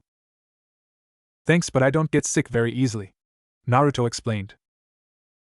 Haku nodded and asked, Why were you sleeping out here anyway? Well, you see, I was out training late last night, and I didn't feel like going back to the house, Naruto replied sheepishly as he rubbed the back of his head. So you're a ninja? Haku asked. Yup, Naruto chirped happily. You seem pretty strong. Why do you need to train? Haku asked curiously. Well, I'm not strong enough. You see, we're on a mission and I need to be strong if I want to protect my friends. Naruto pumped a fist in the air at this last part. So you have people that are precious to you? Haku asked with interest in her voice. Images of the old man at Ichiruka's, I am, the Hokage, Kakashi-sensei, Kiba, and Sakura to a degree flashed through his mind. Yes. I don't have many, but I'd protect them even if it took my life. Good. Haku answered as Naruto looked at her questionably. You see, when a person has someone to protect, Only then do they become truly strong. You will become strong, Naruto-kun. Haku waved as she left a blushing Naruto behind. Wait! Naruto called. What's your name? Haku. This was all the woman said as she departed, leaving a stunned Naruto left to think about what the strange beauty had said. Haku and Zabuza sat in their hideout, planning their next attack, when a certain annoying midget walked in. I can't believe this. Some demon you are, you couldn't even kill a couple of kids, Gato accused, trying to sound deadly. Zabuza growled at this. I'll get them next time. Gato didn't look pleased as he reached for Zabuza's mask. Let's see what you hide under here. The man was shocked as a hand grabbed and snapped his arm, courtesy of Haku. Get your filthy hands off, Zabuza-sama, Haku ordered with rage. This caused the two samurai to unsheathe their swords, only for Haku to appear between them with a saban pointed at each neck. Gato knew when he was in trouble. Whatever. You better not fail next time, or so help me. Gato yelled through the pain of his arm as he exited along with his samurai junkies. Zabuza snorted, muttering something about lousy weaklings having all the money. Naruto came walking into the house in the morning, earning him an amused look from Kakashi. Where have you been? Kakashi asked, reading his perverted book. I was training late outside and I decided to sleep outside, Naruto explained, leaving out the part about meeting Haku. Kakashi mumbled as he giggled perversely at his book. Naruto just sat down at the kitchen and ate his cold breakfast, wondering if the book Kakashi read every single day ever had an ending. Soon Kiba and Sakura appeared down the stairs. Good, you're all here. I figure it will be at least a week until Zabuza recovers from his death-like state, so we have 5 more days to perfect the water walking exercise. By the end of the week I expect each of you to be able to walk on the water for prolonged periods of time, Kakashi explained, earning him 3 simultaneous highs. As the week went on, Sakura mastered the exercise by about the 4th day while Kiba mastered it on the 6th. We were now on the 7th as both the two stated genin were sitting at the table eating dinner. Where's Naruto? Sakura wondered loudly. He's still working on that exercise, Kiba answered. I don't get why it's taking him so long. Kakashi answered this question for him. Well, you see, Kiba, Naruto has much larger chakra reserves than you, or even me. This caused Kiba to go wide-eyed. Although this is a double-edged sword as it makes his chakra control very bad, although knowing him he won't quit until he has learned it. Kakashi finished with a smirk. Kiba nodded at this, knowing the work antics of his teammate. So Kakashi-sensei, when do you think Zabuza will be back? Sakura questioned the copy nin. If I had to guess, I would say tomorrow or the day after. Seeing it has been a week now, Kakashi added as an afterthought. Sakura frowned at this, inwardly scared that the man who had gone toe-to-toe with her sensei would be back with help from a mysterious hunter nin. I guess I'll go look for Naruto now, Kakashi sighed as he stood up and closed his book. Kakashi wandered into the area the team had been training at, to see an exhausted Naruto trying to make his way back to the house. He raised his eyebrow at this. I got it, Kakashi-sensei, Naruto panted as he fell backwards. Kakashi was shocked at this. With the amount of chakra that kid has, I would have figured it'd take him at least another week, Kakashi thought to himself as he looked down to see his student unconscious with a smile on his face. Minato-sensei, he's so much like you were, Kakashi thought in remorse as he picked up the blonde and Shizen back to the house. The next day, Kakashi, Sakura and Kiba sat at the table eating breakfast. Okay team, today you are going to be accompanying Tazuna to the bridge with me, in case Zabuza is to come back, Kakashi stated. If he was worried about the battle to come, he sure didn't show it. But sensei, what about Naruto? Kiba asked loudly, reminding the team that their favorite blonde still hasn't woken up. Kakashi sighed. He is still exhausted, let's just leave him be for now. The rest of the team nodded as they followed the 2 gray-haired men to the bridge. Team 7, -1 member, and Tazuna arrived at the bridge to see all the employees knocked unconscious. Kakashi narrowed his eye as the mist seemed to thicken. It's been a while, Kakashi? Zabuza's voice seemed to come from all direction. Back on your feet so soon? Kakashi asked as he expelled his chakra, causing the mist to scatter and reveal Zabuza and his young apprentice standing in the middle. So we were right, the hunter was working with you. Yes, it seems that way, doesn't it? The demon of the mist smirked as he created a half-dozen water clones. Haha, look at this. Your student is shaking. Kiba frowned at this. I'm shaking in excitement. Kiba growled out as he ran and dispersed the 6 water clones in a few seconds. Looks like you might have a rival, Haku. Zabuza pointed out the ice user. So it seems, she replied in a monotone voice. Sakura, you guard Tazuna. Kiba, you will take on the Hunter Nin while I take on Zabuza, Kakashi ordered as he lifted up his headband, revealing the famed Sharingan in all of its glory. At this the group separated, leaving Zabuza and Kakashi standing there, waiting for the other to make a first move. You may have the Sharingan Hatake, but I know its weakness. You can't copy me if you can't see me. The ex-Mist Nin smirked as the mist nearly doubled in thickness. What are you doing, Zabuza? You can't see either. Kakashi narrowed his eyes as he whipped out a kunai just in time to block as a cleaver nearly sliced him in two. What are you doing, Zabuza? You can't see either, so what's the point of all this mist? Kakashi asked to seemingly no one. I'm a master of silent killing. I don't need to see you to kill you, Zabuza pointed out, causing Kakashi to frown. This was going to be a long fight. Haku looked at Kiba apathetically through his mask. Please surrender. I do not wish to hurt you. Yeah, right. It's you who is going to be hitten, Kiba yelled as he tossed his pup a soldier pill and he turned into a copy of Kiba. They then both got onto all fours and charged the fake Hunter Nin. Kiba tried to swipe Haku only for the ice user to block it and twist Kiba's arm. She then backhanded Kiba across the face. So be it, Haku stated calmly as she formed a set of seals. Ice release, 1,000 needles.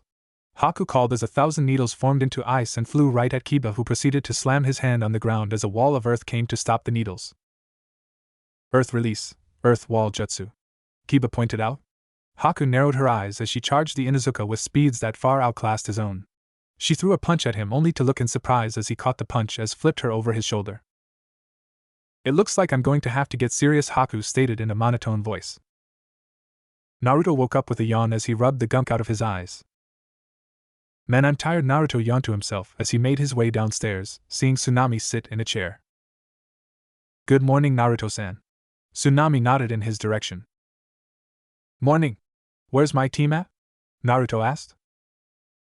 They already left. They thought it would be better to let you sleep, seeing as how you overworked yourself last night, Tsunami answered, causing Naruto to blink in surprise. What? They ditched me? He yelled as he ran upstairs, calling something about getting his clothes on before he left. Tsunami sighed as she turned back to the newspaper, only to hear a dark chuckle. Look what we got here, a strange samurai said, pointing to Tsunami. Hell, looks like this will be easier than I thought, the other one added as they grabbed Tsunami. This is what Inari came running into the room to see. Mom! He yelled out. Inari, run! She cried out. Well, Gato said we only need one hostage so we can just kill the kid, Samurai number 1 said to his partner. Don't you dare! If you kill him, I'll bite my tongue off and choke on my blood, Tsunami threatened. Whatever, I don't think you have the guts. Naruto peeped down the stairs as he saw the samurai about to slice the daughter of the bridge builder. Crap! There's no time to get there, Naruto thought in panic until he remembered one way he would be able to save her. He calmed down as he jumped over behind the samurais, knocking the sword out of the man's hand. What the hell? Where did you come from? The samurai said angrily, looking at the black-clad blonde. That's none of your business, Naruto muttered as he kneed the man in the gut and used the surprise to flip over him and deliver a roundhouse kick the other man's face. Oh shit! He's a ninja! The other man gasped in shock, praying for his life. At this, Naruto smirked as he created a couple shadow clones to deal with the men. Thank you so much, Naruto and Ai-san. Mom could have died if you didn't kick those guys' butts. Inari ran up to Naruto. Naruto smirked at the affectionate name. No problem. Now protect your mom here. I'm going to the bridge because if someone sent people here, there must be trouble there as well, he reasoned as he waved goodbye and ran out the door, intent on saving his team from whatever had happened. Be prepared. This is my ultimate technique, Haku stated as her hand formed into a strange seal.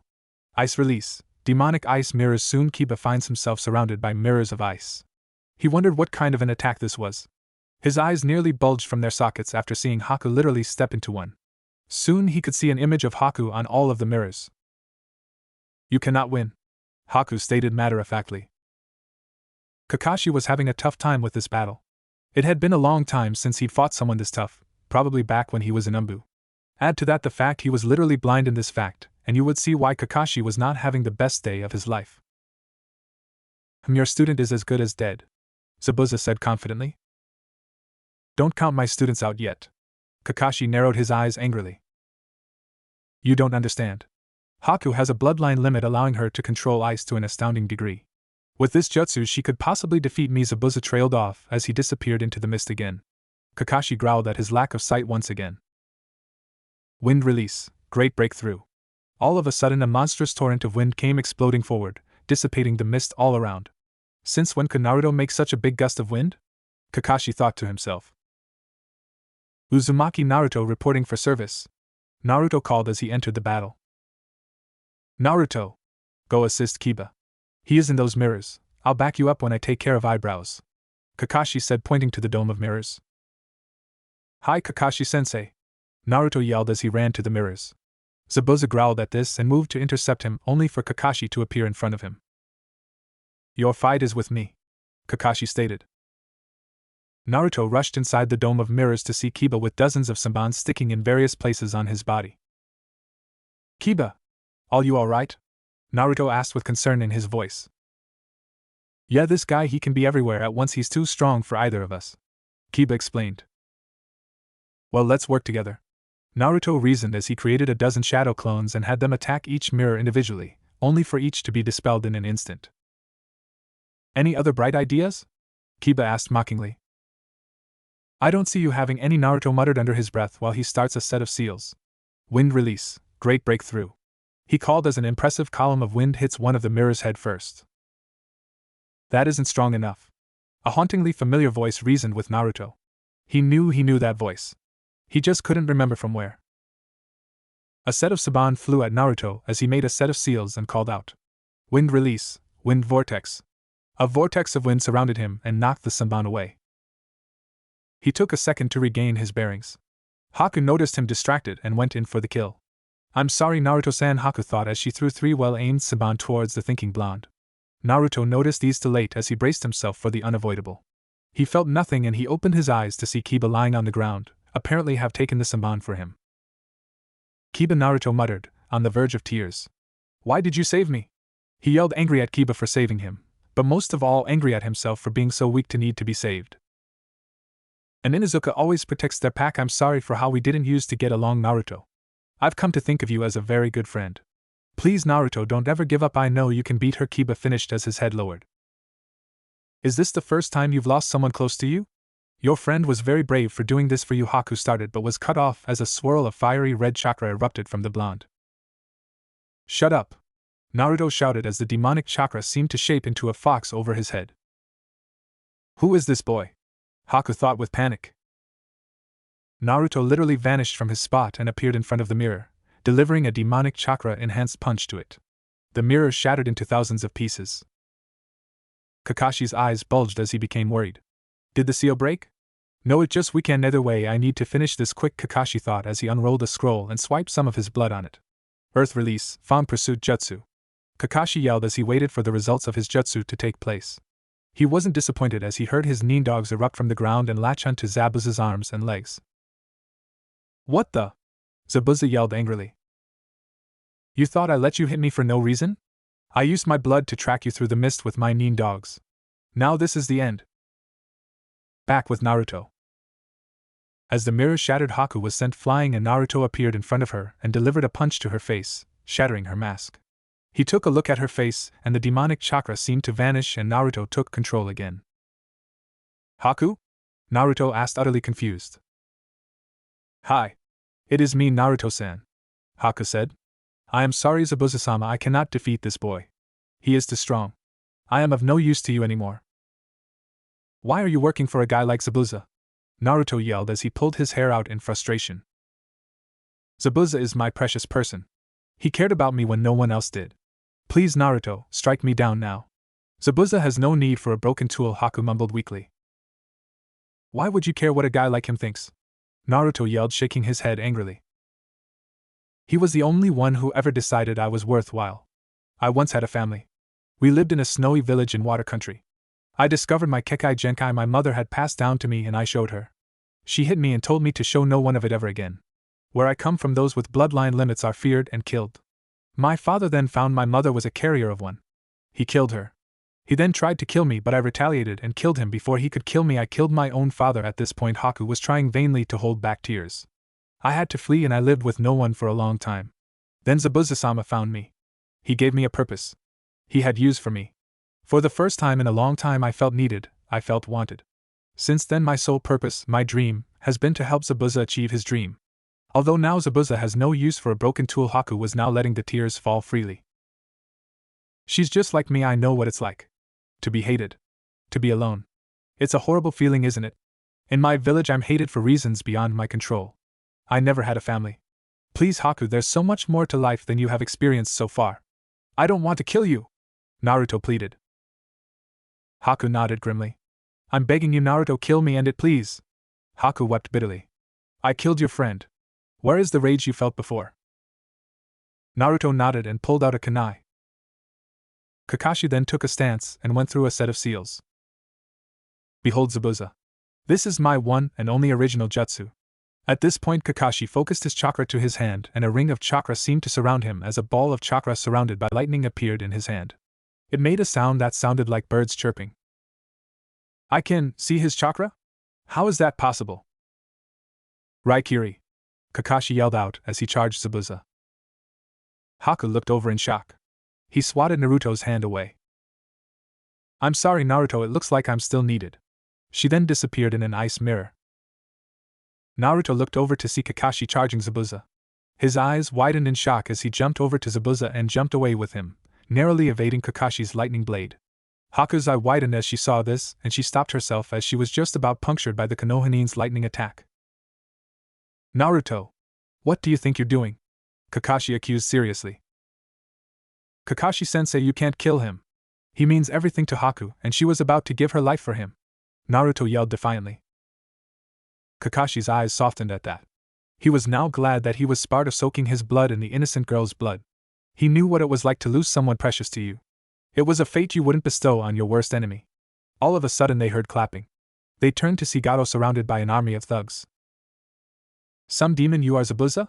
Not even being able to handle a couple of pansy leaf ninja, oh well, at least you tired each other out. You see, I can't hire ninja from villages as they would betray me, and you missing Nin are so expensive. So I just hire you and wear you down against other ninja, and I have a group of thugs take you down at the end. Gato sneered as Zabuza narrowed his eyes in rage. And after I'm done I can have some fun with you, little whore who broke my arm. At this point 2 enormous KIs were felt as Naruto and Zabuza both growled. Kakashi-sensei, permission to kill Gato? Naruto turned to his sensei and Kakashi raised an eyebrow. Permission granted, he answered. As he said that, Naruto whipped out a kunai and seemed to vanish only to reappear directly in front of Gato as he plunged the kunai into the man's heart. He then jumped back to the group of ninja. Nifty trick you got there. How do you do that? Zabuza asked with no small deal of curiosity in his voice. It's something I learned when I was younger. I can basically just teleport wherever I want to as long as I've been there or can see it, Naruto replied nonchalantly. Sakura stared wide-eyed at this. Naruto could teleport? Why hadn't he told her? When she thought about it, she figured she hadn't ever been the nicest. Hell, she hadn't ever even been nice to the blonde-haired boy. She made a vow to treat the blonde nicer from now on. That is, if they made it out of here. Hey! He killed our meal ticket. Let's get him! One of the thugs yelled as the rest roared in approval, only to see a bolt hit the ground in front of their group. They turned to see a large group of villagers with weapons of all sorts led by Inari. No way you're gonna kill the saviors of this country, one man yelled as the rest agreed. Well, we'll just have to kill them all, the same bandit yelled. Naruto, seeing this, put his hands into a familiar cross-shaped seal. Shadow Clone Jutsu, he yelled as 30 other black-clad blondes stood beside him. Kakashi and Zabuza followed suit and created 10 of their own clones. This scared the crap out of the bandits. Run away! One yelled as the group retreated into the forest. Naruto moved to stop them but was halted when he felt a firm hand on his shoulder. He turned to see Kakashi, who just shook his head. Kakashi turned to Naruto. Where is Kiba? He noticed Naruto's eyes suddenly look down and he started to shake. He's dead. He took a Saban aim to kill me, Naruto replied, shaking. Kakashi's head lowered at this point. Another dead comrade. Actually, Haku piped in, causing the 3 depressed Konohanin to look at her. I didn't kill him. I merely put him in a death-like state from which he should wake up from right about now, Haku said as they heard groaning and turned to see Kiba stretching out. You never did have the heart to kill, Zabuza mused. I'm sorry, Zabuza-sama, Haku muttered, thinking she had let down the demon of the mist.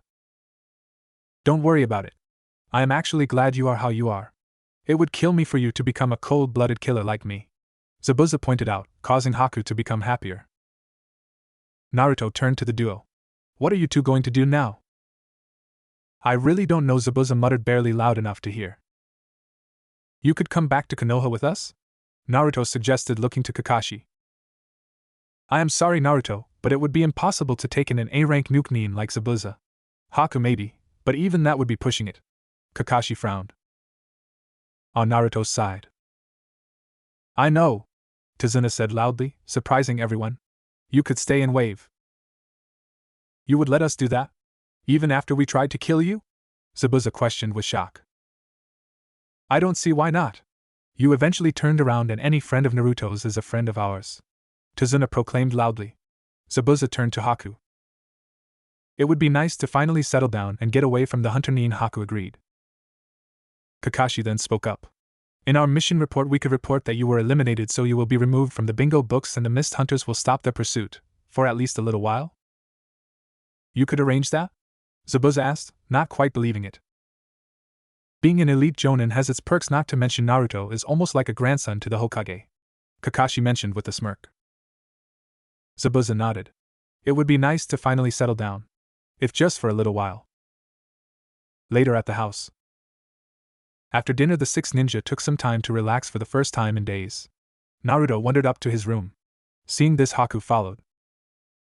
Naruto turned to see his door creak open. Hello, Haku-san. Hello, Naruto-san, I just wanted to talk to you, Haku said. Sure, Naruto responded. I wanted to thank you for saving Zabuza-sama. And me as well, Haku admitted. It's no problem. It's just that you and I are a lot alike, you know. I didn't want to see someone like you die, Naruto yelled happily. Yeah, we are a lot alike, Haku agreed. Thanks for not, killing me or my teammates, Naruto muttered as he remembered what he had done earlier. He had taken the life of a human, no matter how corrupt. It felt sickening he couldn't even look at himself. Haku frowned when he saw Naruto become deathly pale. Are you alright, Naruto? She absent-mindedly left off the san suffix. Naruto shook his head. I can't believe I didn't even think about it. I killed that man. I took his life, Naruto muttered darkly. Haku frowned. She knew what it was like to commit a first kill. She had felt the same way. Naruto, I know what it's like to kill someone for a first time. I've been there. But think about it. If you wouldn't have killed Gato, he could have continued to destroy Wave and kill countless other people. You did a great favor to many people. You saved hundreds at the cost of one corrupt man. I know it's hard to kill, though I still hate the mere thought of it, Haku reasoned with the depressed blonde. I know, I understand all of that. But it still just doesn't feel right, Haku nodded at this, feeling the same way.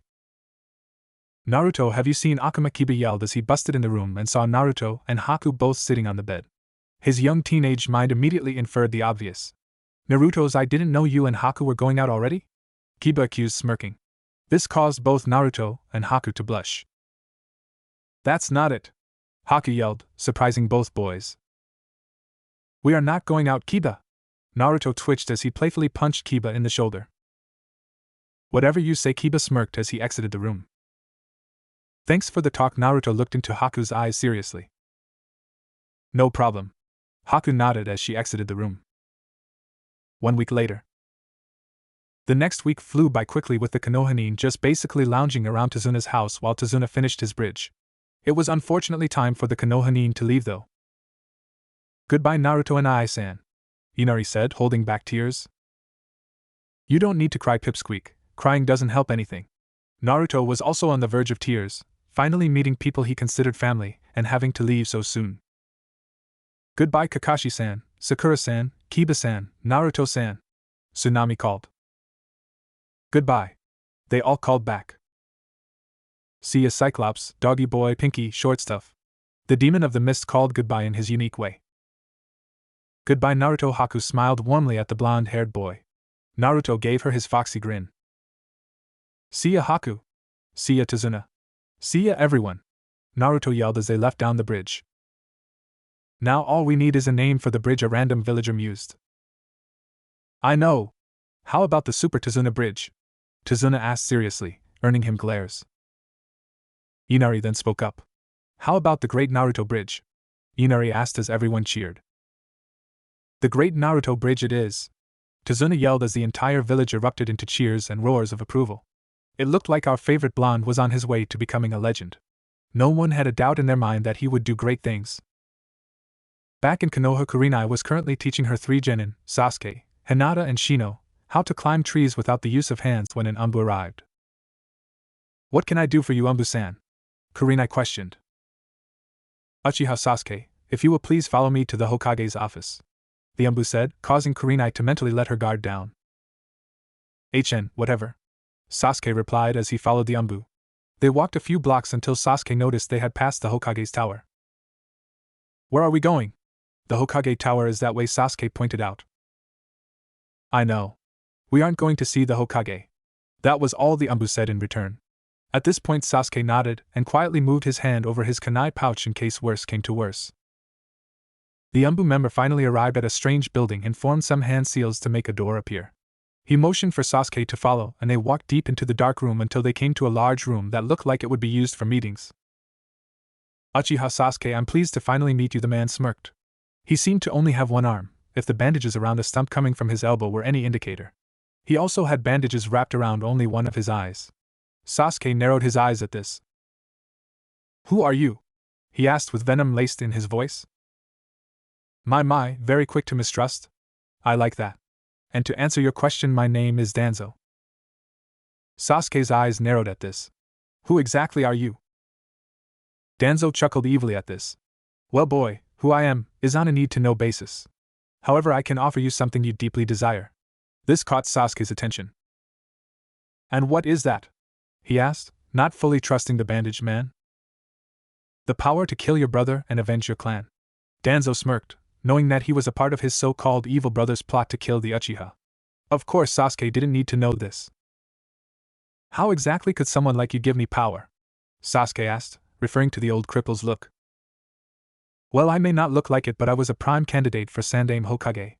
I also was in charge of a special group of Umbu, called Root," Danzo clarified, making the young Uchiha smirk.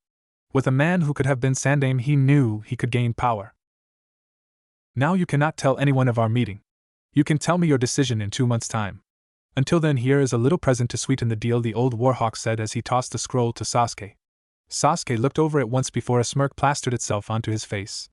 Maybe this man can really give me the power I need. Team 7 was currently waiting for their tardy sensei to grace them with their presence. They were used to it as the Jonin was late for just about everything possible.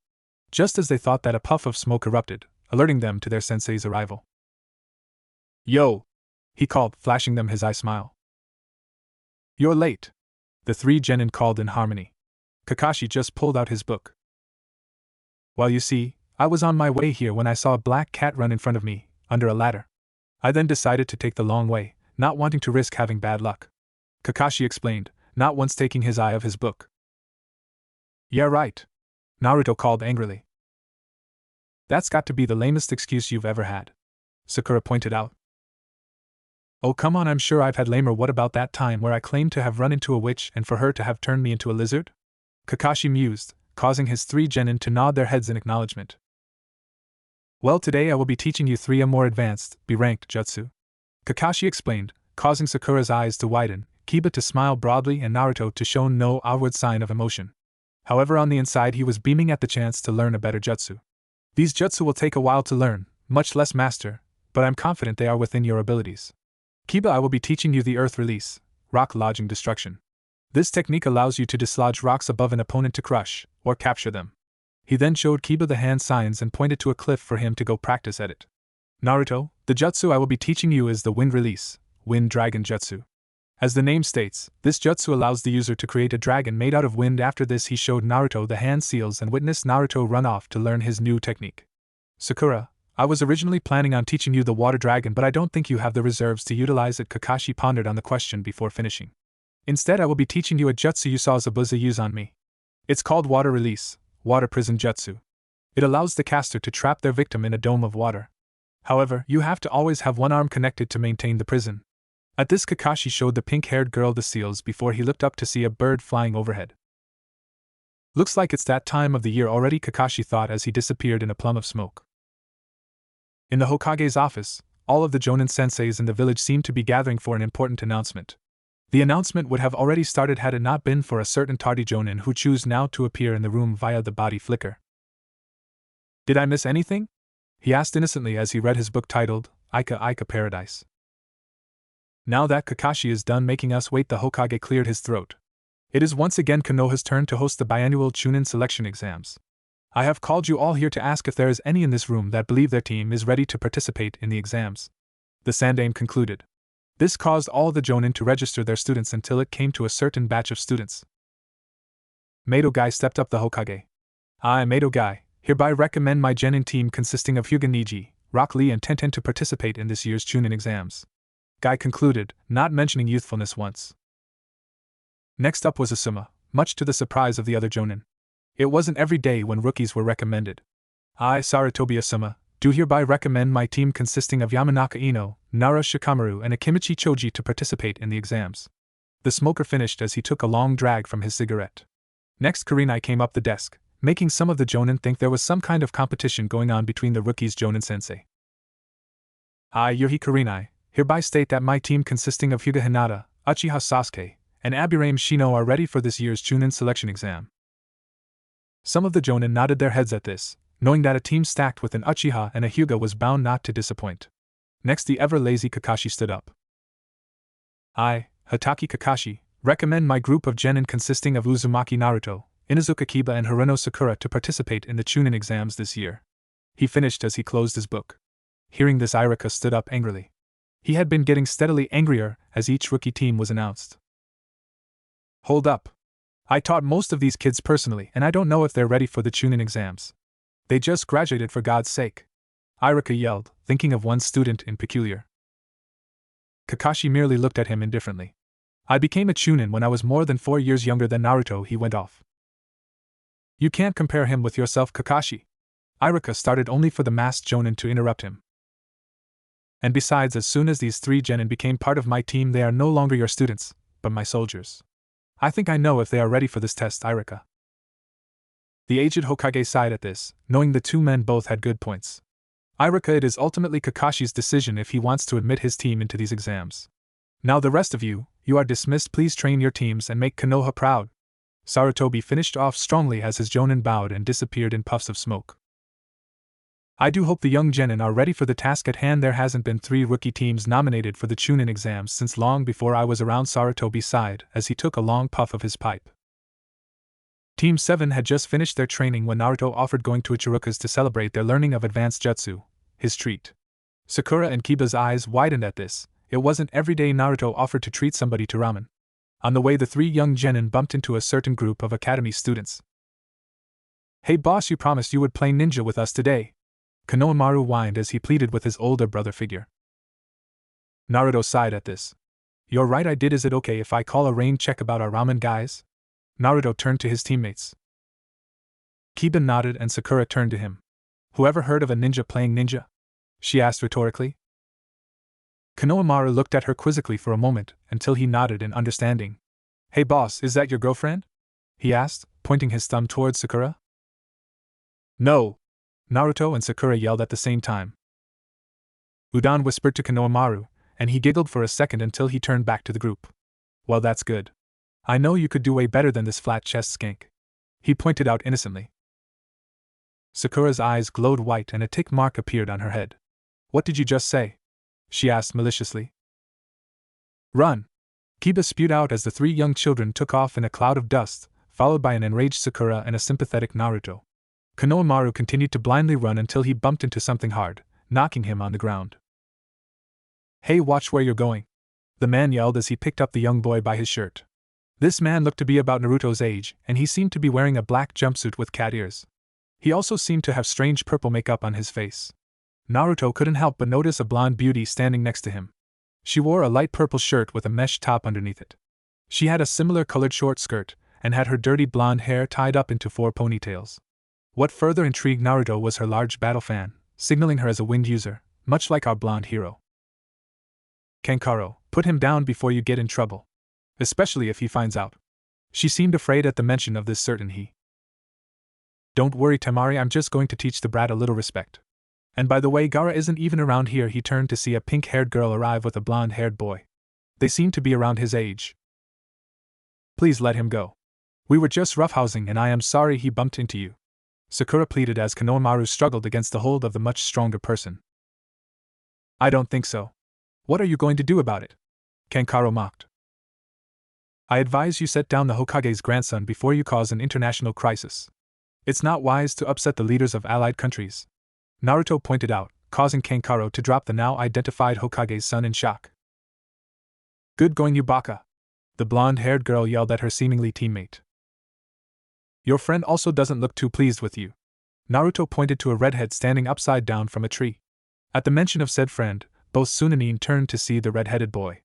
They both then seemed to take a step back in fear. He was wearing a plain black shirt with a mesh shirt underneath. He had on a brown sash over this, and he finished the look with black baggy pants. What was most peculiar was the large gourd that was strapped on his back. He also seemed to scare the crap out of his teammates. Kankaro. You are an embarrassment to Suna, Gaara stated in a monotone voice as he appeared in between of his two teammates. I apologize for my brother's idiocy. He can be rather thoughtless at times. Naruto seemed shocked that siblings would treat each other with such fear and coldness. It's no problem. What are you doing in Konoha anyway? Naruto asked, generally curious. Temari took the liberty to answer. Why, the Chunin exams, of course, she answered with a smirk. Naruto couldn't help but stare at the natural beauty standing in front of him. Seeing him stare, the Sunanin had to fight down a blush at the rather attractive blonde checking her out. I see. What are your names? Naruto asked, not having been formally introduced. Kankaro started only for Naruto to interrupt. Not you, I was talking about your lovely sister and your rather cold brother. At this the blonde looked rather surprised, having never really been flirted with before. No one really wanted to be associated with anyone related to Gaara, not that she could blame them. Gaara answered first. My name is Sabuku no Gaara. This is my sister Temari. What are your names? He asked. Naruto couldn't shake the feeling that this guy was more than meets the eyes. Something about him seemed familiar yet at the same time absolutely terrifying. My name is Uzumaki Naruto, and this is my teammate Harino Sakura, Naruto answered, trying to calm himself down. Gaara was also interested in the blonde. He would prove his existence and please his mother very well. I look forward to facing you in the exams. With this he turned and motioned for his siblings to follow suit. The blonde girl, Temari, winked at Naruto and turned around. Do you think Kakashi-sensei will enter us in the exam? Sakura asked. I don't know. I would guess he would though, seeing how we have completed the minimum amount of missions, and he just recently sprung a B-ranked jutsu on us. Naruto reasoned as he waved goodbye to his teammate and walked home. He couldn't stop thinking about the three strange Sunanin he had just met. If it was intoxicating blonde girl, the easily angered black-clad boy, or the red-headed boy he didn't know. He thought the redhead seemed to have a certain bloodthirsty quality. All in all, Naruto knew this was not a team to be messing with. The next day the three genin arrived at their training field to surprisingly see their sensei on time. They didn't question it though, not wanting it to become some kind of illusion. Good morning, team. I'm proud to announce that I have nominated you all in the upcoming Chunin exams. Kakashi handed the three the forms. He noticed Kiba seemed to be happier than usual, Naruto seemed to be excited, and Sakura seemed a tad bit unsure of herself. This is not required and not all three of you have to show up. If you do plan on going, please report to the Academy Room 301 tomorrow morning at 9 a.m.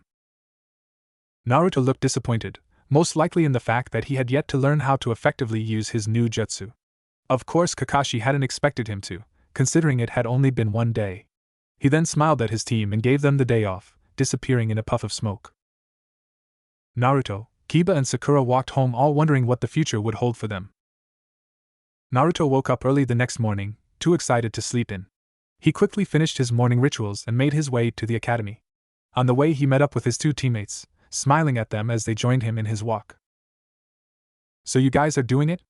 Naruto asked. Course I am. Was there ever a doubt?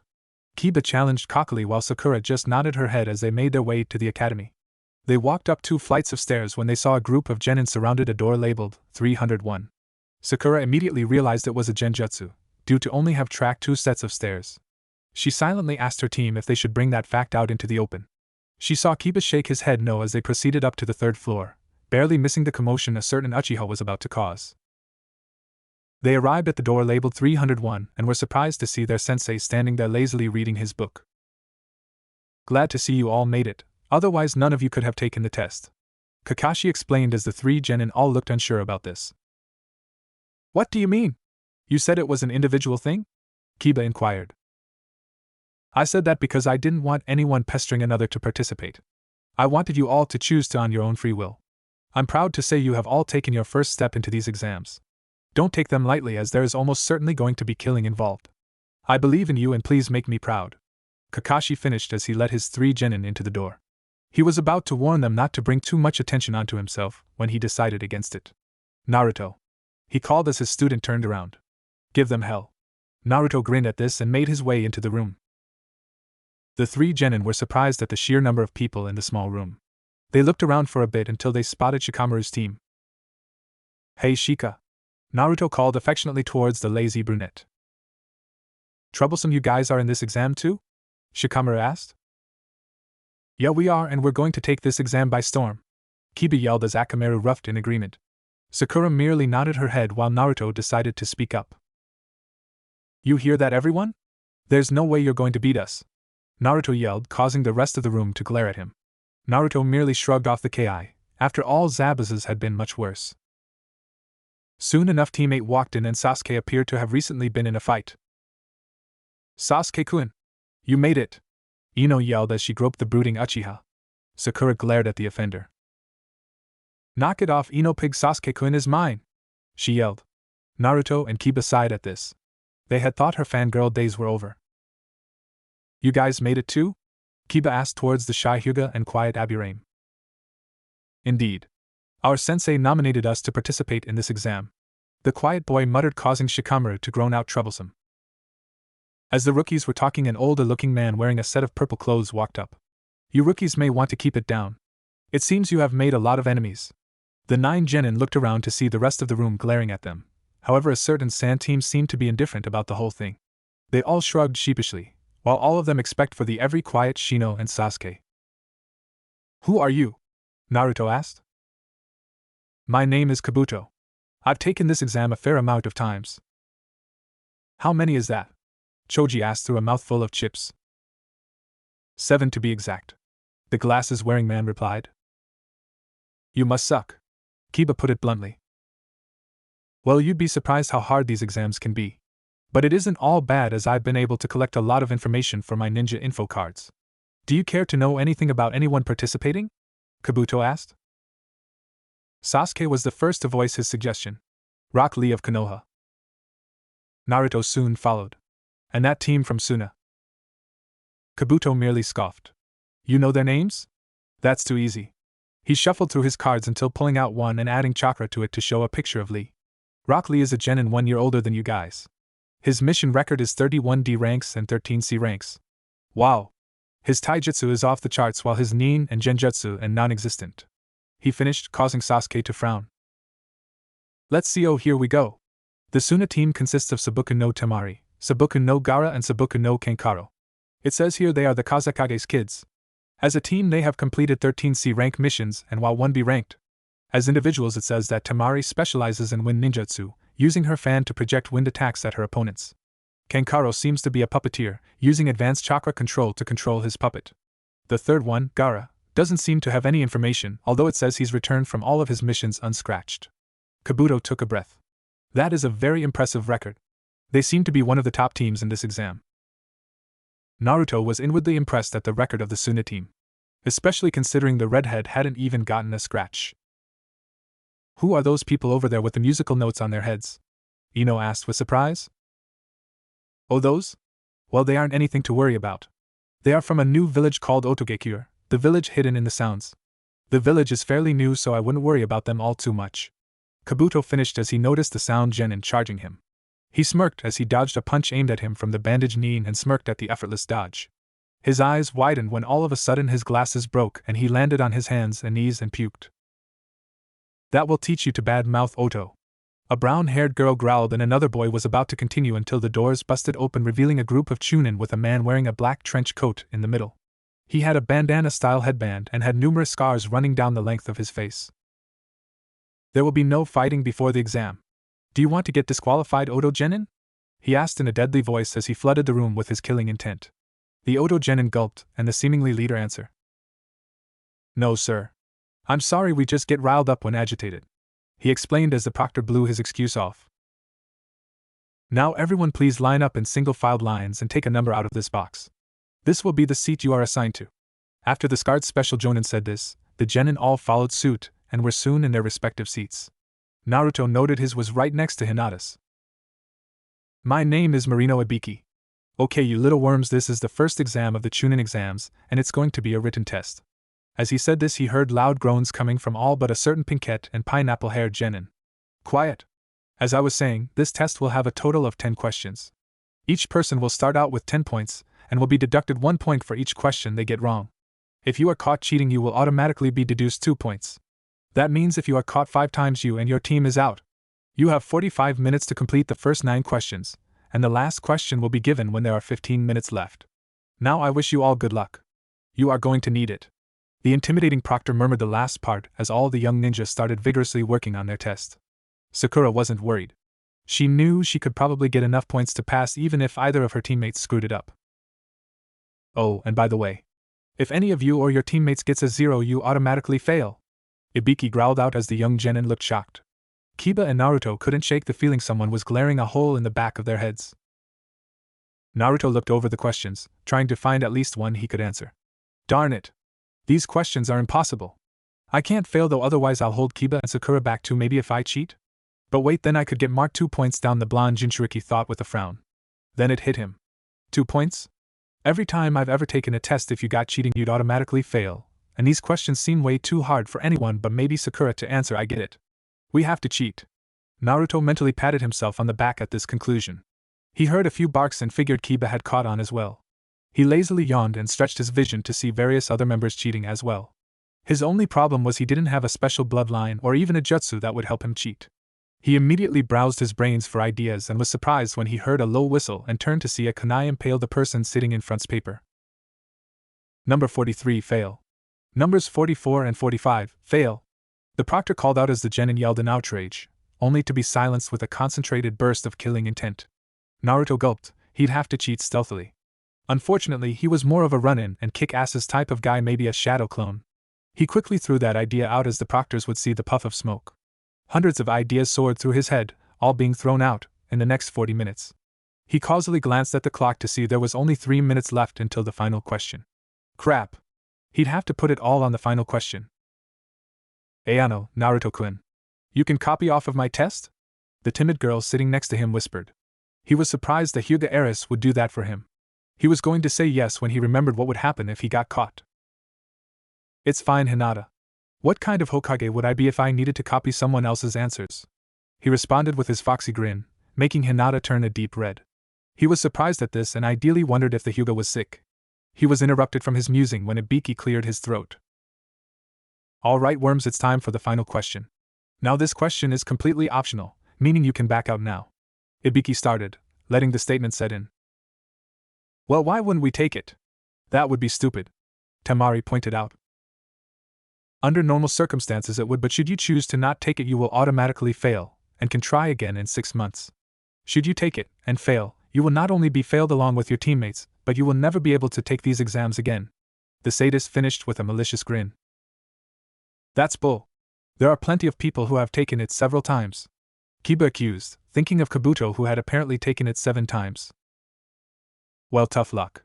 This year it's my rules. That was all Ibiki replied. After these words people began raising their hands like crazy. Soon the room was half of the normal capacity. Naruto knew he wouldn't back down from this but was slightly worried about his teammates. He glanced over to see not only Sakura preparing to raise her hand but inwardly noted that Temari was thinking about it as well before a resolve set on her face and she put it down. Naruto decided it was time to make a stand. He slowly rose his hand up. No way Naruto is backing down? Sakura thought worriedly. What? Why would he back down so early? Was he all talk? The Sand Maiden thought, with a hint of worry. She continued to watch only for Naruto to slam his palm onto his desk with a look of renewed vigor upon his face. You don't scare me. There's no way I am going to fail this after coming so far. Even if I stay a genin forever I'm still going to become Hokage. The blonde yelled with complete confidence in his statement. Ibiki blinked and rubbed his eyes, seeing an image of his late leader standing beside the blonde. Nice talk, kid, but is there anyone else here that wants to back down? Ibiki inwardly cursed, seeing no one else raise their hands. This kid sure would make a fine leader. Well then, to the rest of you, pass. His words seemed to lighten at this. What? What was the point of the last question then? Or even the first 9? Sakura yelled, angry at having all her time wasted. That's easy sometimes. As a Chunin, there are times where you are given a mission, not knowing much information at all. He started as he slowly took off his bandana, revealing very harsh-looking scars. He saw looks of disgust flash through the remaining genins' faces. But can you simply not do it? The answer is hell no. You can't refuse the mission. To answer your other question, the first 9 questions were to test your information-gathering skills.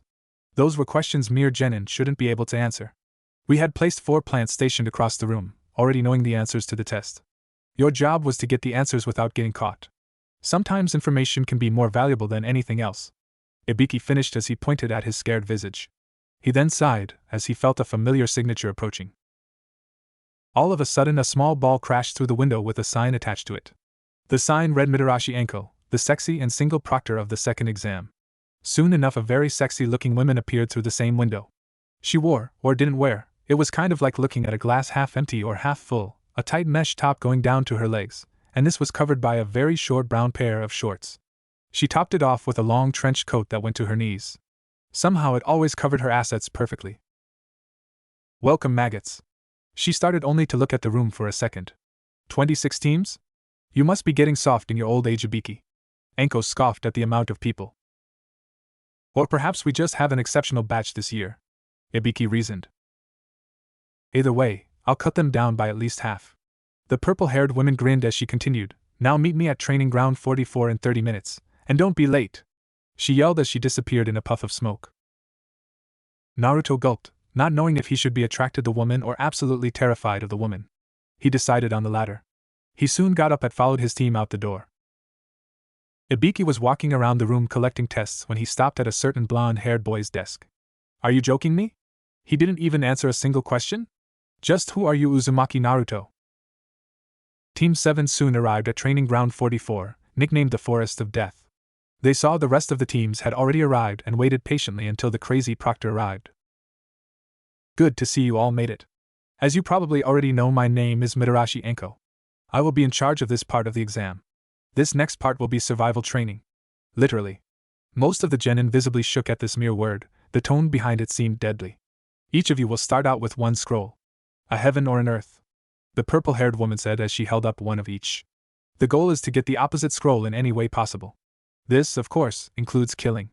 Now will you all please sign a release form stating that if you die it was your own fault? The tone the strange woman used in her voice seemed almost innocent, almost. Naruto walked into the booth with his team and they were handed an earth scroll. So we need a heaven scroll, huh? Enko then gave each team a different gate to start at. When they were all situated properly, she yelled over the loudspeakers. Begin! As soon as that word uttered from her mouth, the gates flew open as dozens of genin darted in, ready for anything. So what's the plan? Ino asked towards her lazy teammate. Well, I guess we should probably get a earth scroll, Shikamaru mused out loud, causing Ino to twitch. Of course we need an earth scroll, Yubaka. I meant, how are we going to get one? She screamed as she flailed her arms. Well, first things first. I don't think we should attack any of the other rookies, or the team 1 year ahead of us. And definitely not the Sunanin. Shikamaru explained. Well, I get why we wouldn't go after Team 8 because they have Sasuke-kun and 2 other clan heirs, but why wouldn't we go after Forehead's team? They seem to have the weakest of all the teams. Ino offered. Choji shook his head at this and spoke through a mouthful. They have the Hatake Kakashi as their sensei. They are bound to learn something. It's troublesome, but I agree with Choji. They are one of the last teams I want to fight. Naruto, Kiba and Sakura jumped through the trees at breakneck speeds. Kiba led the way using his nose and Akamaru to try and spot any other teams. They so far hadn't had any luck. Man!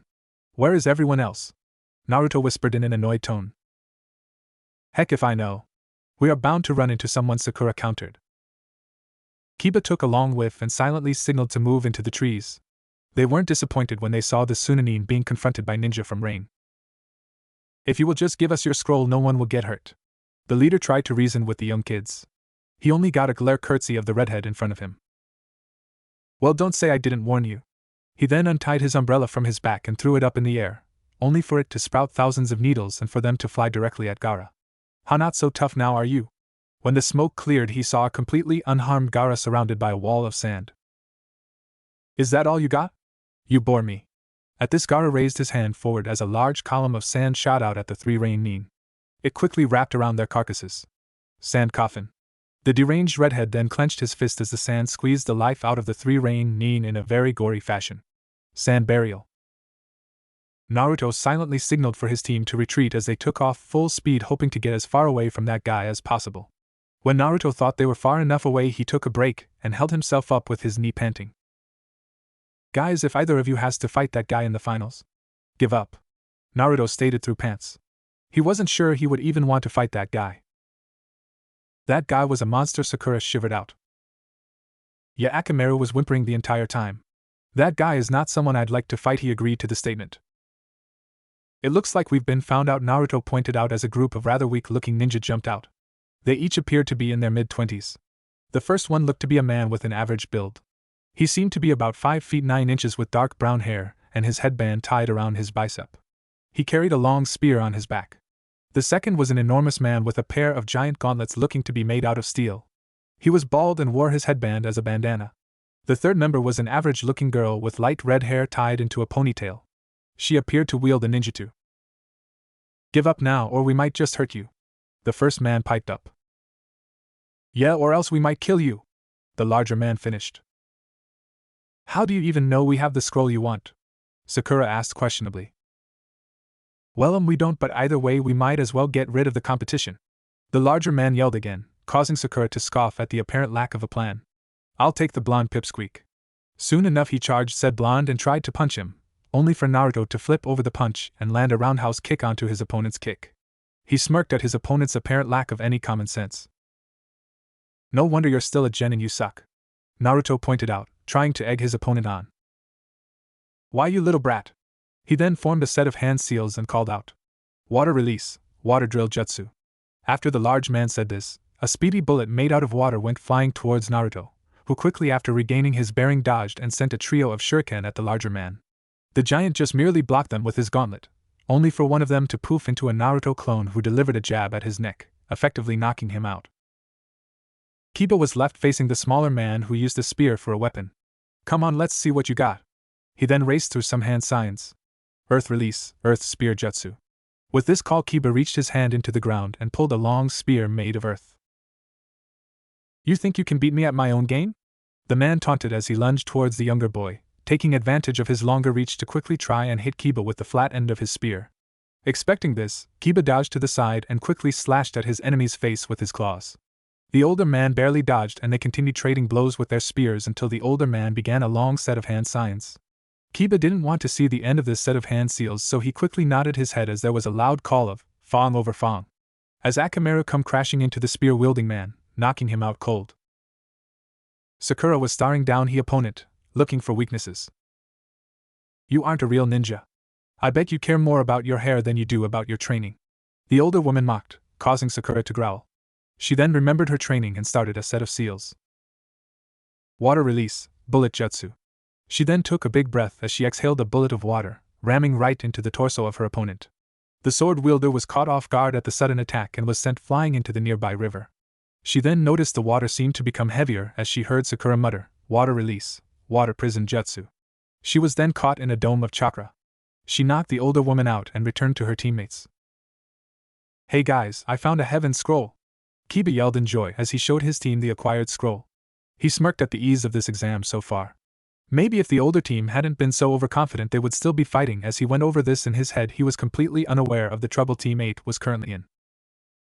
Sweet! Let's head to the tower now, Naruto chirped happily as Sakura tied up the 3 other genin. They were soon traveling through the forest at blinding speeds as they tried to make it to the tower without being noticed. Man, why can't you just jump us there? An annoyed Kiba grumbled out. It's not that easy. The only places I can jump are places I've been or can see, Naruto explained, earning him another groan from the bored Inuzuka.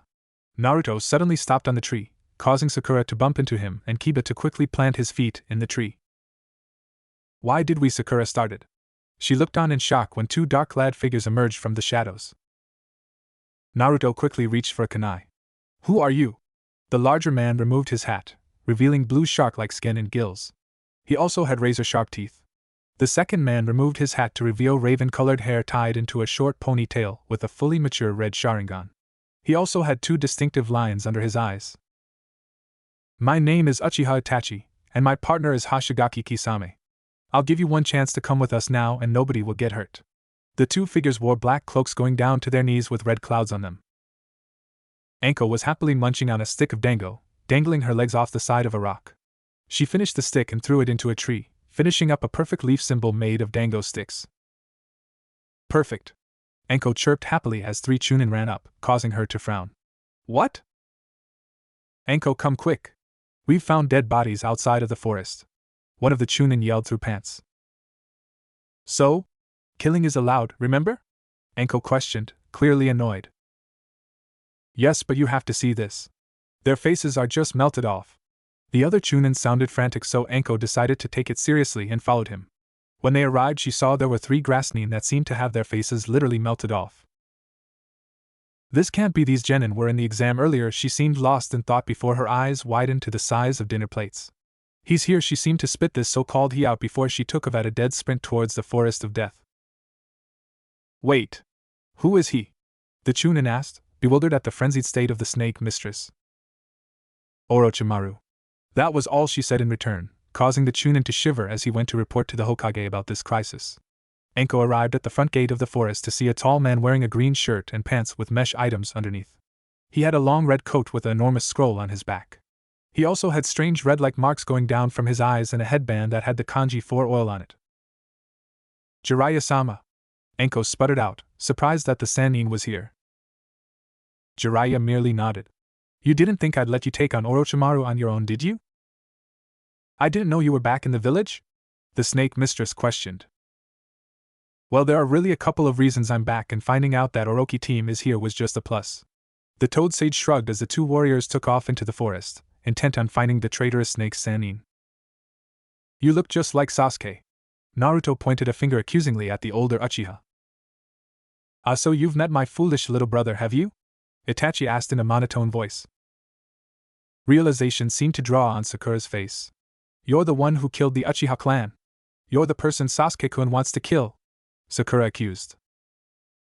That is correct. This was all the homicidal Uchiha said in return. Can we just get on with this and kill them already? Kisame asked, clearly annoyed that no blood had been shed as of now. I told you, we cannot kill the Jinchuriki, Itachi stated, causing Naruto's eyes to widen and his 2 teammates to look around confused. Naruto was shocked someone else outside his village knew about his status as the Kyuubi's container. Kiba growled and looked down to see Akamaru whimpering in fear. What is it, boy? Kiba asked as the dog yipped out something. Wait, what do you mean these guys are too strong for us to take? The Inuzuka asked with shock. It seems your canine friend might be smarter than the rest of you, Kisame mocked. Naruto, hearing enough of this, charged forward with surprising speed and attempted to jab at the Rouge Uchiha, only for him to casually catch the attack and backhand Naruto in one move. The blonde was sent flying into a tree. You are weak. Itachi closed his eyes as he seemed to concentrate, and when he opened them the tree tome morphed into a tri-tipped shuriken. Itachi then pointed at Naruto. Uchiha forced look with this. Naruto found it impossible not to look into the older ninja's strange eyes. Tsukiyomi. Once that word was muttered from his mouth, everything went from bad to worse. Naruto woke up in a strange black and red world. He was apparently tied to a cross. What the hell?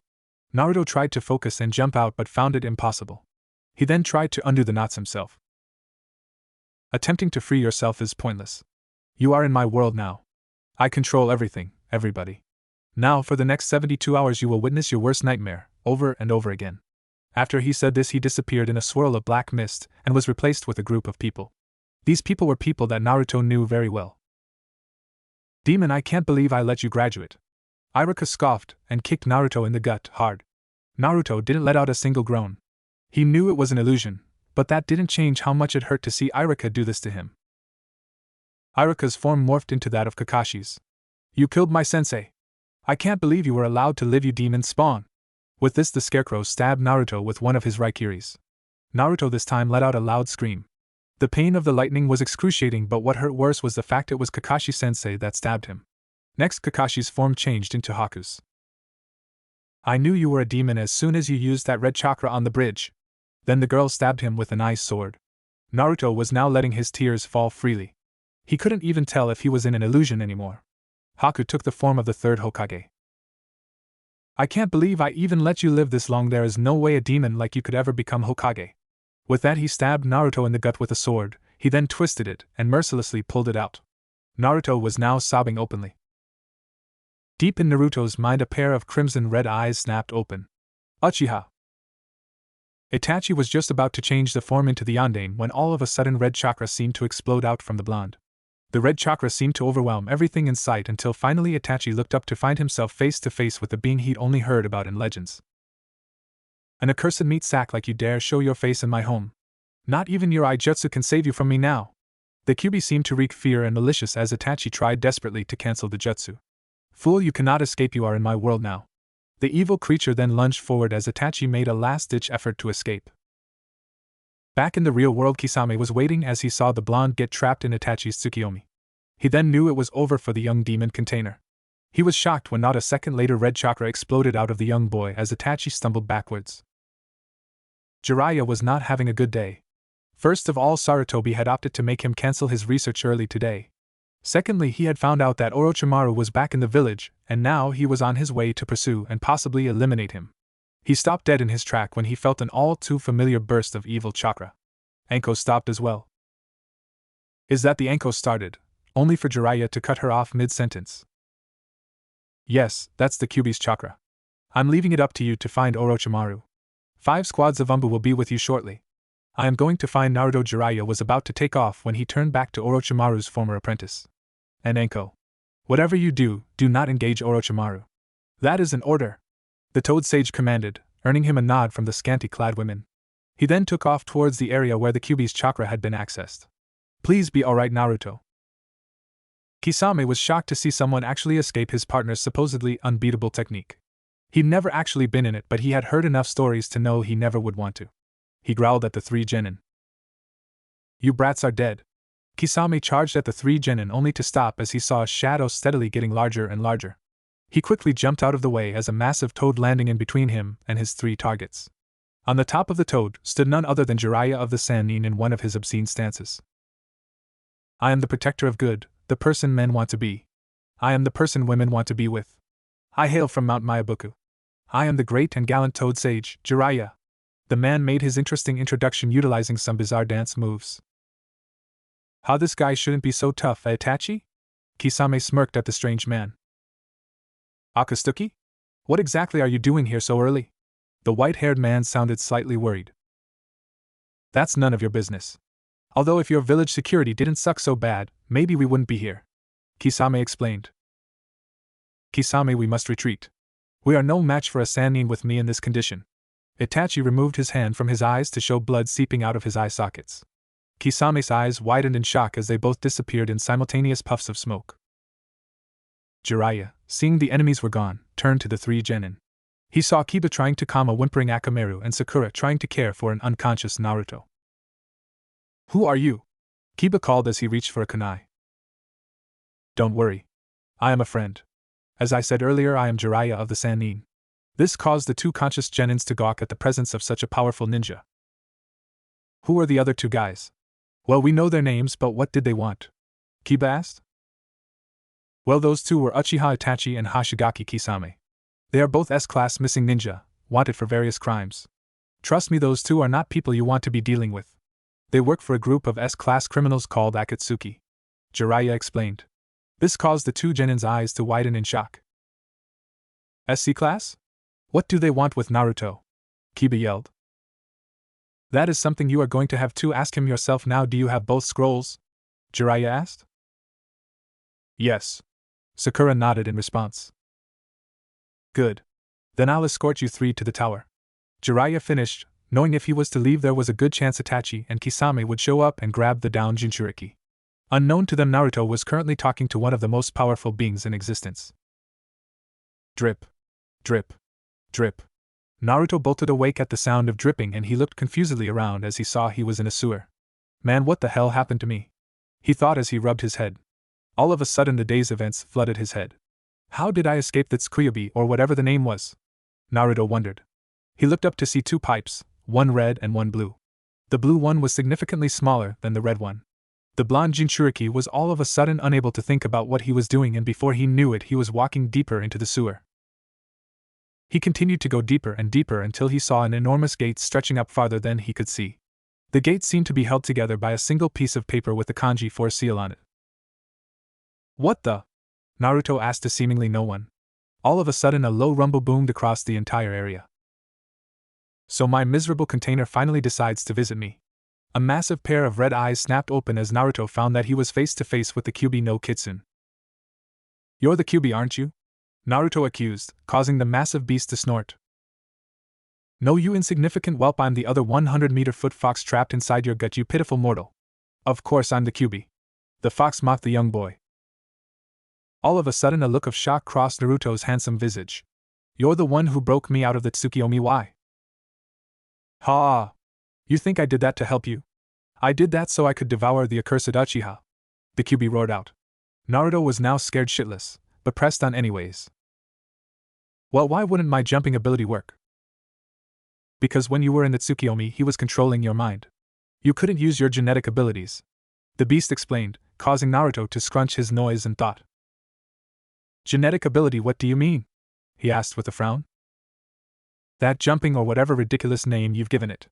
The Kyuubi explained, obviously he thought Naruto would have known this. Wait, so there were others like me?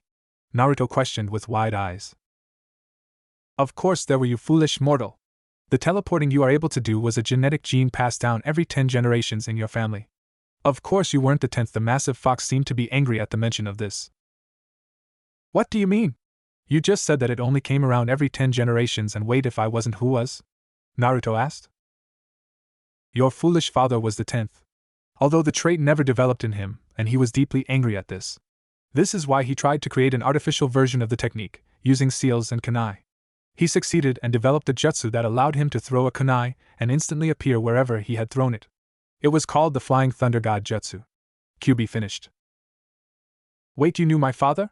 Naruto pondered for a second until a flash of realization hit him.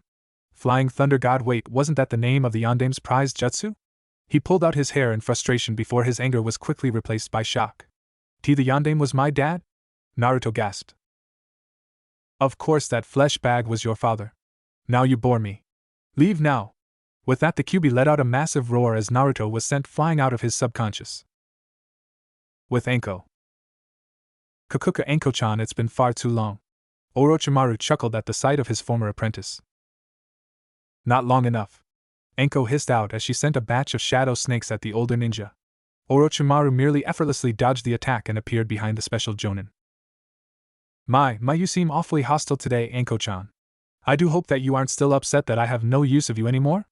Orochimaru pondered, causing Anko to growl and attempt to elbow him, only for the Rouge Sannin to block the elbow and twist Anko so she was facing him. TSK Anko-chan. Don't worry, I am not here for you. The pale man smirked. Then who are you after, Orochi team? Anko grunted through clenched teeth. Well, I have marked a certain boy who intrigues me. I will warn you though, Anko-chan. Do not stop the Chunin exams or Konoha will burn to the ground. With that the Rouge Snake sunk into the ground and Anko growled in anger. How is it our strength is still leaps and bounds apart? Anko wondered out loud as 5 teams of Umbu appeared. Anko-san, where is Orochimaru? The hawk Umbu asked. He escaped. He did, however, warn me that if the Chunin exams are stopped that Konoha will burn to the ground. After this was said the Umbu seemed to tense. Ultimately this will be up to Hokage-sama. The Umbu replied slowly as the snake mistress nodded and they took off towards the tower, intent on finding the Hokage. Back with Team 7. Team 7 was about 5 minutes away from the tower when Naruto bolted up. Sakura was relieved to see him awake, and Jiraiya set him on the ground. Ugh, where am I? Naruto groaned out as he looked around to see his team plus one man with a long white mane of hair. Who are you? Why, I am Jiraiya of the Sannin, and you are about 5 minutes away from the tower. The perverted sage explained to the down blonde. Naruto groggily stood up and rubbed his eyes. Why is a Sannin helping us in the Chunin exams? And what happened to Itachi and Kisame? Naruto questioned, greatly confused. To answer your question, I am helping you in case those two are to reveal themselves again. And the two missing nin fled once I showed up, thankfully. Jiraiya explained as Naruto slowly nodded his head. We still have both scrolls? Naruto looked to his teammates. Sure do. Kiba nodded as Sakura held the two scrolls up. Okay, thank you Jiraiya-sama for assisting us. I believe we can make it the rest of the way. Jiraiya nodded as he disappeared in a plume of smoke. The three genin then started running towards the tower in dead silence. Naruto seemed to be a lot quieter and out of it than usual. Sakura assumed it was whatever happened inside Itachi's jutsu, so she didn't bother to ask. They arrived at the tower, and Sakura read the poem to herself. I think we opened both scrolls. Sakura confirmed as she and Kiba dropped the two scrolls on the ground. All of a sudden smoke started to rise from the scrolls as Irika appeared. Welcome to the tower. I'm proud to say you have now passed the second round of the Chunin exams. Irika smiled at this. He was inwardly worried about his favorite ex-student who seemed out of it. You have passed with a time of 9 hours and 39 minutes. You are currently the third team here. You can go rest in your rooms if you want to, they should be marked with your names. Irika finished as Team 7 walked towards their room, intent on taking that advice. Jonin's lounge. Kakashi, Kurenai, Asuma and Guy were all sitting around in a corner of the Jonin lounge. The Jonin lounge was specifically reserved today for the Jonin that had teams participating in the first or second phases of the Chunin exam. It was located in the center tower. I heard who was giving the first exam. Asuma spoke up, breaking the silence. And who is that? Kurenai asked the chain smoker. Marino Ibiki. Asuma stated bluntly as Kakashi and Guy both went wide-eyed. For real? Man, that just got a lot more complicated. Kakashi muttered. Kurenai, not having heard of Ibiki, was rightfully confused. What is the big deal about this man? Marino Ibiki is the head of the torture and interrogation section of Umbu. It is said he can crack even the toughest opponent using just words alone. He is a certified sadist. Asuma explained, causing Kurenai's eyes to narrow. Do you think your team made it? She asked. I think so. Shikamaru is too smart to fall for any of that, and Ino would never back down. Choji wouldn't want to let his teammates down. Asuma reasoned. And yours? I'm not sure. I know Sasuke would never give into it, and Shino is very unlikely. I'm not sure about Hinata. She has major confidence issues and is very shy. I'm sure they pass though. Kurenai sounded more confident at the end. How about you, Kakashi? I'm almost certain my team passed. Naruto is much too strong-willed to give in to anything Ibiki has to offer, and Kiba is basically the same. Sakura would never jeopardize her teammates, so I believe they did indeed pass. Kakashi then flashed one of his patented eye smiles. Guy then looked over. Yash! Your teams must all be very good if you have such confidence in their abilities. I am sure my team has overcome this obstacle using youthfulness alone. Guy pumped his fist in the air as everyone else sweat dropped. Did you say something, Guy? Kakashi muttered as he looked up from his book. Guy then face faulted as he yelled, Curse you Kakashi and your hipness. Just then a puff of smoke appeared in the middle of the room, and there stood Jiraiya of the Sannin. Jiraiya-sama. What are you doing here? Kakashi asked as his fellow colleagues were too shocked at the arrival of the famous man to talk. Kakashi, I'd like to talk to you in private. Jiraiya motioned for the scarecrow to follow him as they both exited the room, leaving many bewildered Jonin-sensei. What did you want to talk about? Kakashi asked as he put his book away. How did you like Volume 13? The perverted writer asked. Well, I did love the fact that Hirschimano and Taya finally hooked up, but don't you think the 17th sum was a tad bit overboard? Kakashi asked, completely oblivious to how awkward it would be if anyone happened to listen in at that point. No, I did not. Jiraiya answered seriously. Now on to real business. I've come to inform you that I will be taking over the training of one of your pupils, one Uzumaki Naruto. He will still complete missions and the like with you, but he will be my apprentice. Jiraiya informed the Tardy-sensei. What? You can't do that. He is my student and I have much I could teach him. Kakashi tried to reason with the man who he knew was much stronger and had much more influence in the system than he did. I'm sorry, Kakashi. I realize you could still teach the boy a lot, but Hokage-sama and I made this decision for the best. You don't even know what that boy is going to be up against. The older man tried to reassure the still peeved Jonin. Would you care to enlighten me on who these supposed enemies that are apparently out of my abilities? Kakashi questioned, still angry at the possibility he wouldn't be able to train Minato-sensei's son. Today in the Forest of Death, Naruto was confronted by two S-rank missing nin, Uchiha Itachi and Hashigaki Kisame. These are but two of a group of criminals called Akatsuki.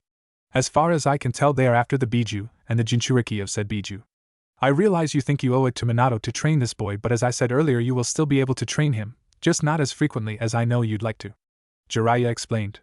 Kakashi's lone visible eye widened at the mention of two S-ranked Nuke-nin. He was strong, but he knew that he wasn't on the level of Itachi and Kisame. Kakashi sighed in defeat. He knew it was for the best. Hi, I understand, Jiraiya-sama. Kakashi bowed and then disappeared in a signature leaf body flicker. Forest of Death Tower, day of preliminary round. The 5 days had gone quickly for Naruto, who had spent all of it locked inside of his room thinking. This had worried his teammates greatly, but they had opted not to disturb the blonde genin. Naruto was still trying to comprehend that he was the son of the fourth Hokage. It was unreal. He decided he would have to put that thought in the back of his brain as the Hokage cleared his throat, waiting to address the crowd. Greetings to you all and congratulations on making it past the second round. There were only a handful of teams left. There was Team 7, Team 8, Team 10, Team Guy, the Suna team, Kabuto's team, and the team from Sound. The Chunin exams are for many purposes, only one of them being promoting Genin to Chunin. The Hokage then went on about how the Chunin exams were a way to show power without war and to get money. He was about to explain more when a sick-looking Jonin appeared behind him, and he nodded and walked up to the stands. Hello, cough. My name is Gecko Hate, cough. Unfortunately, there are too many teams to proceed directly to the third round, so we are going to be holding a preliminary round to cut down the people. If there is anyone who thinks they are unfit to fight, please withdraw now. Kabuto raised his hand. Proctor, I forfeit. Hate nodded as Kabuto proceeded to walk out of the room with a smirk on his face. Now I will, randomly put your names into a, computer that will generate random fights. Just then a large computer started flashing green names as the names landed in a couple seconds. The board read, Uchiha Sasuke vs Yoroi Akato. Sasuke smirked as he made his way down to the arena. He seemed to be unconsciously rubbing his neck. Now are both contestants ready? Both contestants nodded, then begin. Right as those words were said, Sasuke immediately threw 3 shuriken at his foe that merely blocked them with a kunai. Sasuke charged in close, trying to gain the advantage with taijutsu. He threw a quick jab at the older man's face, which was caught. Luckily, Sasuke expected this as he moved to backhand his opponent, only for his curse mark to flare up. Damn, why now? Sasuke managed a weak punch instead, which was caught, and his opponent pulled him in close. He then grabbed Sasuke by the neck. It's over. My ability allows me to drain your chakra reserves and add them to mine. You are finished. Sasuke growled, already feeling the effects. Sasuke was inwardly fighting a battle with the curse mark. He couldn't give in yet, or he would be disqualified. Taking a deep breath, Sasuke used every ounce of his strength to toss the older man over his back, and he went through a set of seals as he called out a jutsu. Fire release, Grand Fireball Jutsu. He then exhaled a much smaller version of what he was hoping for. Great, the seal is messing with my control. Akato was barely affected by the weak fireball and just had a singed pair of pants. He tried to run in close but was caught off guard when Sasuke appeared under him and delivered a powerful kick to his jaw. He then appeared behind him and fought down the curse mark long enough to deliver a number of powerful mid-air combo moves, ending with a downward axe kick. When this connected, it was clear Akato was out for the count. Winner, Uchiha Sasuke. Sasuke smirked at this as he was then escorted away by Kakashi and Jiraiya, who intended on sealing his curse mark. Akato was taken away on a stretcher. The board flashed randomly again until it landed on 2 people. Will Sabuku no Temari and Abumi Zaka please report to the stadium? Temari floated down on her fan while Zaka chose to merely walk down. If you are both ready, begin. Just give up and I won't have to hurt that pretty little face of yours, Zaka stated in a flirtatious manner. Like I'm going to give up to some wannabe like you, Temari stated bluntly. Zaka was angered by this and pointed both his arms at the girl. Air cutter! With that, a large gust of wind and sound was sent hurtling at the Sand Maiden. Temari merely dodged, clearly unimpressed. The Sound Nin then charged in and attempted a roundhouse kick towards the wind user but was blocked by her fan. He used the fan as a springboard and flipped off and landed facing her again. Take this. He then fired an even bigger blast at Temari, only for her to open her fan and swing it. Wind Side Jutsu. Temari's jutsu easily trumped the black-haired ninjas and sent it back full force. He was hit dead center and sent flying into the wall. The winner is Sabuku no Temari. Hate coughed out. In the ceiling room. Sasuke was currently sitting shirtless inside of a large pattern of seals. Jiraiya and Kakashi were both on their knees making more seals. This may hurt for a moment, the Toad Sannin announced, and Sasuke nodded. He then formed a tiger seal as the seals on the ground and Sasuke's chest all turned bright red and shrunk into the cursed seal, making a container around it. Oh! Sasuke screamed bloody murder and was knocked out cold from the excruciating pain. Kakashi, Jiraiya. Locking up the gift I gave Sasuke-kun? A shadowy figure appeared from the doorway as Orochimaru stepped out into the room. Orochimaru? Kakashi yelled as he powered up a Raikiri and Jiraiya powered up a Rasengan. Orochimaru knew the power of those two jutsu and decided not to be on the receiving end. Well, I see I am not wanted here. I will tell you no that Sasuke will come to me. He will come to me on his own free will. This was all the Rouge Sannin said as he disappeared into the darkness. Chunin exam room. Temari walked back up to her teammates as she walked past the other genin. She flashed Naruto a small smirk and continued on her way. The board then started to flash through names again before it stopped at 2. The board read, Uzumaki Naruto vs Inuzuka Kiba. Will Uzumaki Naruto, cough, and Inuzuka Kiba, cough, please report to the arena? Hade coughed out. Naruto and Kiba's eyes met as they walked down the stairs. They knew each other's fighting styles. They knew each other's jutsu. This match would come down to strategies, intellect, and luck. If both contestants are ready, begin! Hade yelled as he disappeared out of the arena. Let's give a good show, eh? Kiba inquired towards his blonde teammate. Sure, no holding back. May the best man win? Naruto responded. Yeah. Let's go Akamaru. Kiba then tossed the puppy a soldier pill. Man-beast clone. All fours jutsu. The boy and his dog then both got on all four of their limbs and charged at Naruto. Kiba tried to slash the blonde's face, but the blonde caught his wrist. Naruto then flipped the animalistic boy over his shoulder, slamming him into his canine partner. The enraged Inuzuka then growled and almost charged in headfirst again. He stopped mid-charge and decided to think first for a change. Naruto had never been happier. He was always happy when he got a good fight, and out of everyone in this room, Kiba was the only one who would give him a good, non-lethal fight. He got into a defensive stance and waited for the dogboy to charge. He was surprised when he didn't. Naruto decided to use this moment of silence to his advantage. Wind release, great breakthrough. Naruto raised his hands horizontal, formed the ground, and blasted an enormous torrent of wind straight at his opponent/teammate. Temari's eyes widened in shock at the sight of this. When I learned that jutsu, it was nowhere near as powerful as that. Just how much chakra does this guy have? The wind jutsu kicked up a lot of dust, but it looked to be a direct hit. Looks can be deceiving. When the dust was gone, it revealed a giant wall made of earth. The wall soon collapsed to reveal a smirking Kiba. You didn't think I'd go down that easily? Kiba mocked. Not for a second. Naruto replied as he set his fingers in a familiar seal. Shadow Clone Jutsu. Soon enough, a giant puff of smoke covered the entire arena. When it cleared, there stood no less than 50 Naruto clones. Impossible! The Sand Jonin Baki muttered just loud enough for Temari to hear. What? They are just clones, Temari muttered, not impressed. Those aren't just normal run-of-the-mill clones, those are solid copies of the user, capable of giving or taking damage. They can even perform jutsu. The Shadow Clone Jutsu is a high B-ranked kinjutsu exclusive to Konoha. Baki explained. The Wind Mistress's eyes shot out of the sockets. Just who are you, Uzumaki Naruto? The Narutos all charged in towards the two Kibas. As soon as they were within 10 feet, the Kibas jumped high and became spiraling tornadoes of death. Fong over Fong! Kiba yelled as the twin tornadoes charged into the group of clones, dispelling half of them. Kiba then nodded at Akamaru and threw a smoke bomb on the ground. Not so tough when you can't see, Naruto? Kiba mocked as he picked off the Narutos one by one.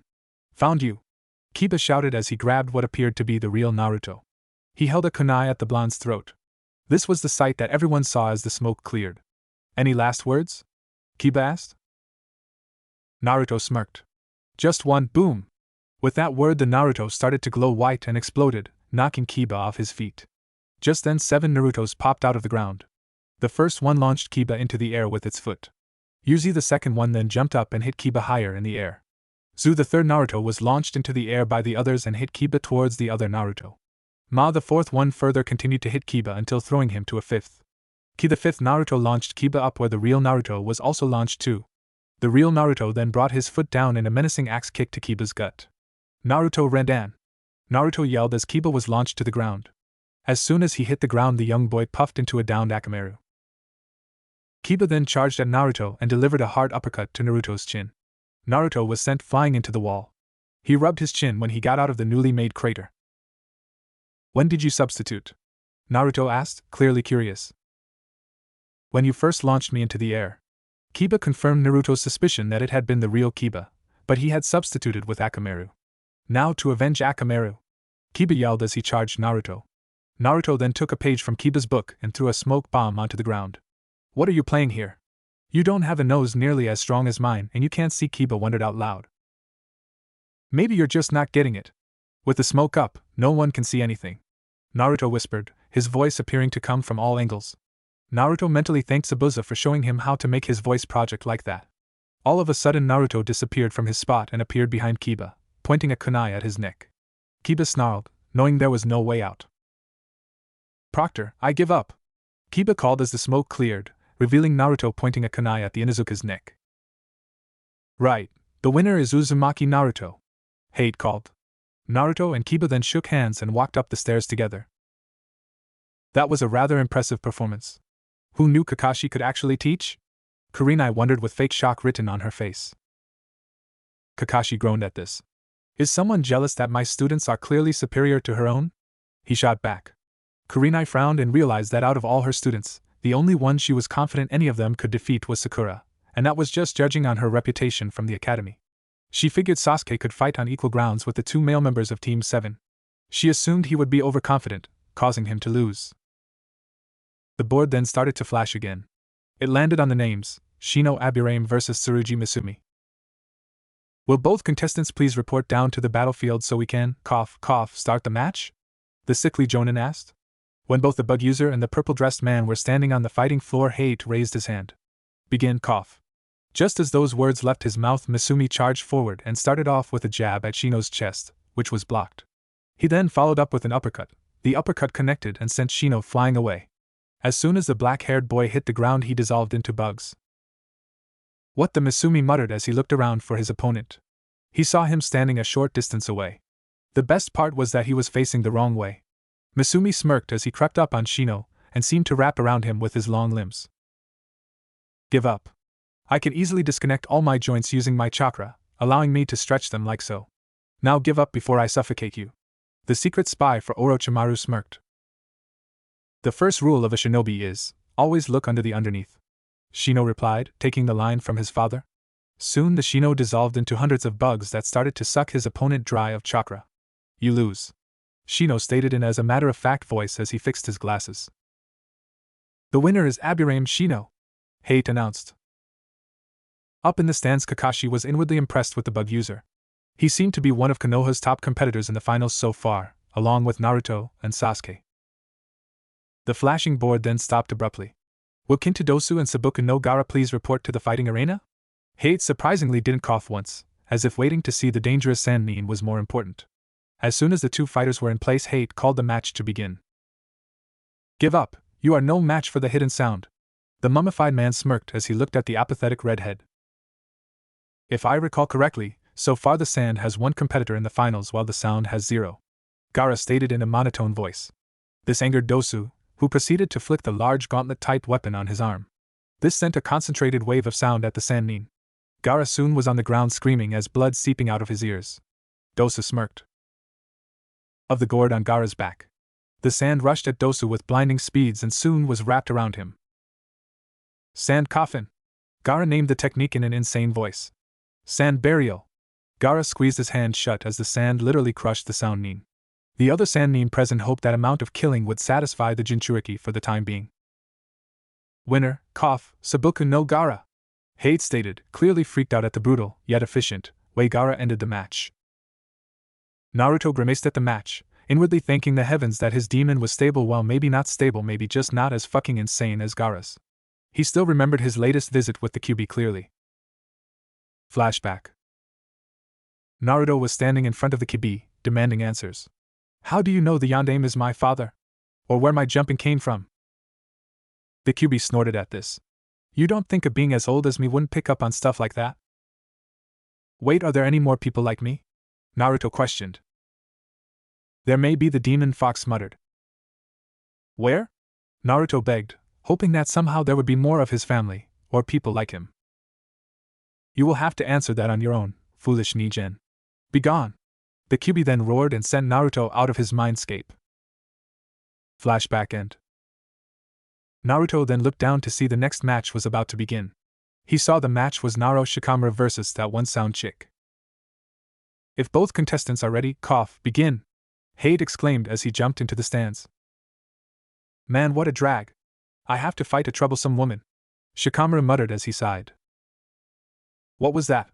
Kin narrowed her eyes as she glared at the lazy shadow user. And she's deaf too?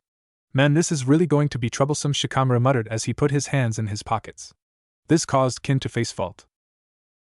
I'm not deaf, you idiot! She yelled as she threw some saban at the lazy leafnin. Shikamaru didn't even have to dodge to avoid the needles. She purposely missed, and there is a bell attached to the end of some of her saban, I wonder. Up in the stands, the Jonin were once again conversing. I think your student will lose, Asuma. He seems too lazy for his own good, Kakashi pointed out as he read his book. Asuma's sweat dropped at this. That's the pot calling the kettle black, and Shikamaru may not look like it, but he is actually a genius, Asuma pointed out. Kurenai interrupted. How so? I had an IQ test disguised as a puzzle for him, and that boy has an IQ of over 200, Asuma stated, causing the two other Jonin to almost trip. 2 to 200, Kurenai sputtered out. Asuma merely nodded and motioned for them to watch the match. Shikamaru barely caught the flash of light coming from an almost invisible ninja wire. He looked down the wire to see it attached to the bells. All of a sudden he heard a loud ring and his vision got blurry. He stumbled back as he saw 5 Kins. What happened? Shikamaru questioned. All 5 Kins answered. You got caught under my genjutsu. You thought just because I am a girl it'd be an easy win? Ha! Kin all of a sudden tried to charge Shikamaru, only to find her body not willing to budge an inch. What the? Shadow possession jutsu success, Shikamaru muttered lazily. Kin's eyes bulged out of her head. How did you know which was the real me? And how did you get me without me seeing? She questioned. Shikamaru explained, I used one of your senmen's wire and I sent a shadow down it. You were so caught up in me being in your genjutsu you forgot to be aware of your surroundings. Now it's over. Shikamaru yawned. Big deal, whatever you do to me will happen to you as well. Kin was cut off as Shikamaru threw a shuriken at her, making her do the same as him. He ducked back and she smirked, knowing she'd do the same. Her smirk was wiped off her face when she bashed her head against the side of the wall, making Shikamaru the winner. Winner, Nara Shikamaru. Hate announced as the screen started again. Everyone was holding their breath, not wanting to be paired up against him. The screen then stopped. Will Akimichi Choji and Rock Lee please come, to start their match? Hate announced. Choji gulped. Come on, Choji, you can do it. Ino cheered for her longtime friend. I know it's troublesome, but at least you don't have to fight a girl. Shikamaru used his form of encouragement. I think this, however, caused Ino to bash him upside the head at the mention of troublesome women. If you win, I'll treat you to an all-you-can-eat barbecue. Asuma offered as a fire began to burn in Choji's eyes. He then ran down the stairs and was ready to go. Yash! It is my fight at last. Lee cheered as he jumped off the balcony. If both contestants are ready, let the match, begin. Hate brought his hand down, signaling for the two genin to start. Let us have a very youthful match, Lee yelled towards Choji. Choji ignored this and immediately created a set of seals. Expansion Jutsu. Meet Tank Boulder, Choji yelled as he bloated up into a large ball. He then started rolling at high speeds towards Lee, who merely dodged out of the way. Choji, however, followed the green-clad boy. Lee then dodged again, but this time he countered with his leaf whirlwind. He landed a kick straight onto Choji that sent the big-boned Akimichi flying into the wall. Hate's sweat dropped at the amount of time that match took. Well, it looks like we have a winner. Rock Lee of Konoha, Hate announced, causing Lee to yell in triumph. I did it, Guy-sensei. I'm going to the final round, Lee cheered. Good work, my youthful student. If you do not become a Chunin, I will scale the Hokage's monument with a 2-ton boulder strapped to my back, Guy yelled back. And if you should fall off and break all the bones in your body, I will personally pick you and that boulder up and run you to the hospital, using only my hands. Lee continued on with their small workout talk. And if you guys started only for hate to cough, this time intentionally. We are kind of in the middle of an exam, cough. Hate explained while Guy nodded and gave his nice guy pose. He then yelled something that Naruto tuned out. Selective hearing was a godsend in a place like this.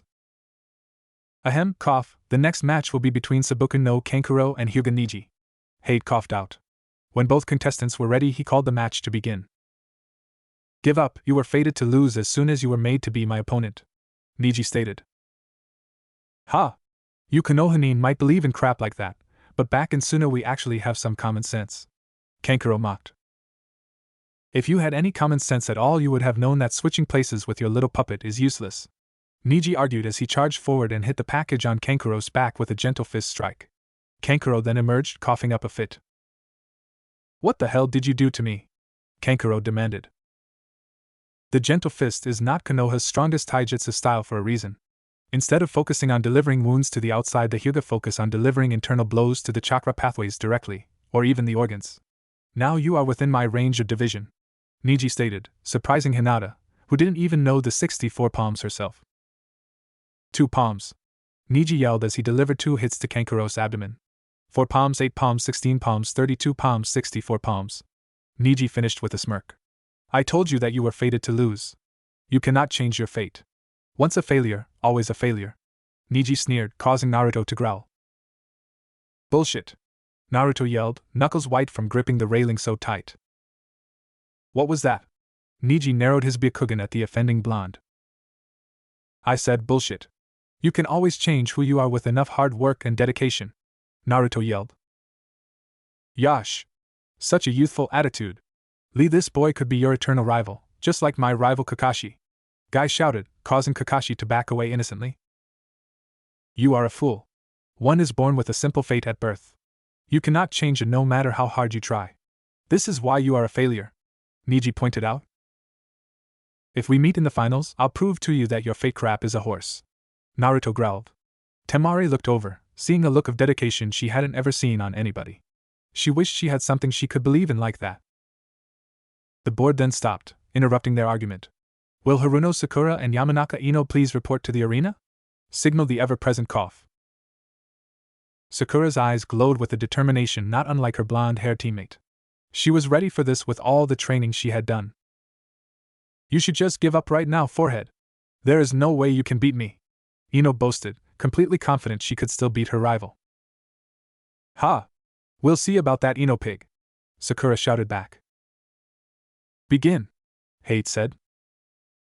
Sakura immediately made a set of hand seals and whispered to herself. Soon 4 clones appeared beside her. They 4 Sakuras charged in towards the blonde, who didn't know which was which. Ino opted to just throw a shuriken at all of them. When only one dodged, she smirked, knowing which one was the real Pinkette. Sakura stopped in her tracks and undid her headband. Ino looked in surprised.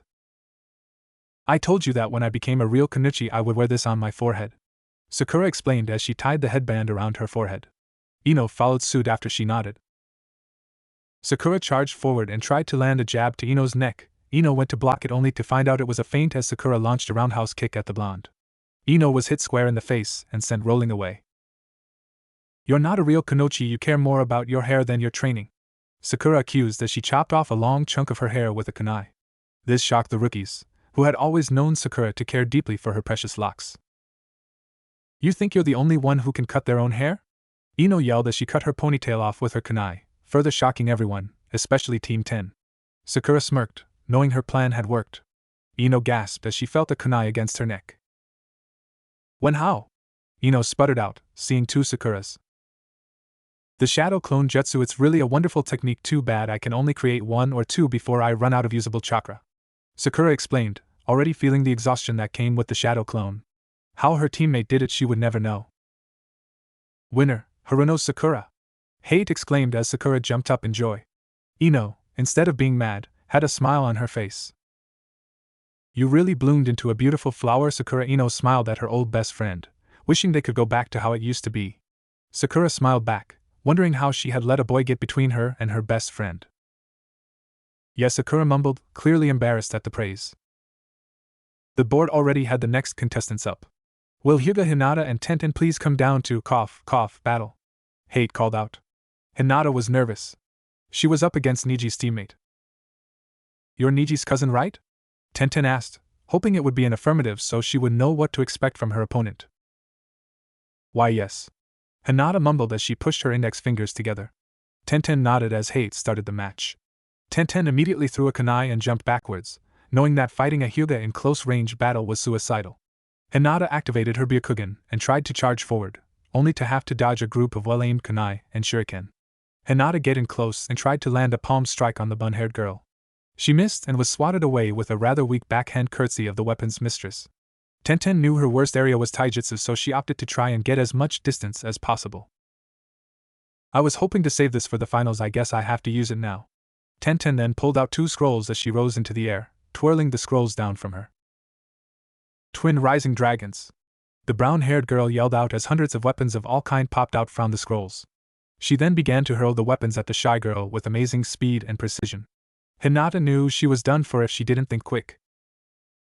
She started to spin and formed an incomplete rotation. The incomplete shield only knocked the weapons away, not sending them back like it was supposed to. To her surprise, Tenten rose her fingers as the weapons rose again and hovered around her. Give up or I'll just keep coming with the weapons until you run out of chakra, Tenten threatened. Hinata hesitantly nodded her head and gave up. She looked downwards and pushed her index fingers together. Winner, Tenten! Hate announced as the 2 ladies went back to the stands. Hinata wasn't watching where she was going and accidentally bumped into Kiba. I know, I am very sorry, Kiba-kun, Hinata muttered out. It's okay, Hinata, either of us were watching out for anyone. You did great out there. I didn't think you were so strong. Kiba praised the shy Hyuga, who turned redder after each sentence. Thank you, Kiba-kun. Did you think I got any better? Hinata asked as she was expecting a big flat no. Sure you did. You did great. I didn't pass either, so I know how disappointing it is. Kiba explained, remembering his fight with Naruto. Hate coughed. If it was intentional or not is still up for debate, getting the attention of the audience. Congratulations to all of you who have passed the preliminary round. You will now move on to the finals. To those of you that lost your fight, be grateful you made it this far and try again in 6 months' time. Please come down and draw cards to see who you will be fighting in the final round. Hate explained. The genin then made their way down and all picked a number. Kurenai pulled out a number for Sasuke. 1. Niji stated in his monotone voice. 10. Tenten said. 5. Sakura piped up. 7. Kurenai answered for her student. 2. Lee shouted. 9. Temari smirked. 6. Shikamaru muttered lazily. 8. Naruto answered. 4. Gaara stated, obviously bored. 3. Shino muttered quietly. Hate nodded. The matches will be the following: Hyuga Niji vs Rock Lee, Aburaim Shino, versus Sabuka no Gaara, Haruno Sakura vs Nara Shikamaru, Uchiha Sasuke vs Uzumaki Naruto, and Sabuka Temari vs Tenten. You all have 2 months to train. Please train as much as you can.